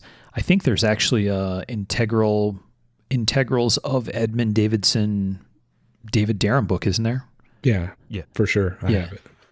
So really kind of one of the great masters of the game who's still around, but currently fighting COVID and was in pretty rough shape. So send your thoughts, prayers, whatever you do, Edmund Davidson's way. It sounds like he's kind of on the upswing, hopefully. Is that what we heard from Bobby? Yeah. Yes. Off the vent, doing better. Yeah. So hopefully he's got a smooth and speedy recovery, because we hate losing these masters of the game, and he's certainly one of them. So. And then the other one that unfortunately did happen is Tony Bowes passed recently. And by the time this comes out, I think most folks are well aware of that. But we'd be remiss if we didn't mention that. And condolences to Reese and Tony's family. Really, really super iconic guy. I think someone worthy of his own history episode at some point if we can find a way to do that. And one of the nicest guys in the industry. Like, bar none, willing to help anyone. Yeah. If you were interested in slip joints, he wanted to talk to you. Really, really talented maker and good person all around. He will be missed greatly. Yep, for sure. Man, you think there's any correlation but by some of the most respected and best makers being some of the most enthusiastic toward cutlery and more than willing to talk to anybody about any kind of knife? Right. Absolutely. I for sure think so. That passion that drives. Yeah, dude, it's like a common thread. Yep. We've certainly heard it and read it in our conversations and in our research and stuff. That was pretty consistent, right? Same with Moran and a bunch of other legendary guys. Yeah. So rest in peace, Tony, and condolences to your family. Yeah. Rest in peace, sir. All right. Well, fellas, that was a fun one. And maybe a new record length episode for us. I don't know. We'll see how this one shakes out. Sweet. Mark will be editing for 17 and a half days. Sweet. No, That's my Christmas no gift bueno. to you. Yeah, Michael's kidding. Thanks, buddy. Dang it. As usual, join us in the Facebook group for Mark of the Maker. Look us up on Facebook. You can find us. There's a business page, but then there's also a discussion group. We'll post lots of links in there from this show with a bunch of these pieces, so make it easier for folks to find them, because some of them we had to turn a bunch of rocks over to go dig them up. So we'll share some links of some of these that are really neat. And as always, much appreciation to our Patreon supporters who've stuck with us and keep supporting the show. That continues to grow, and we really appreciate everyone's help with keeping the lights on around here and keeping us in good stead from a show perspective. So we appreciate you Very much. Thank you. And I think that's it. Thanks for listening. We'll talk to you next time. Thanks, guys. Bye. Take care, folks.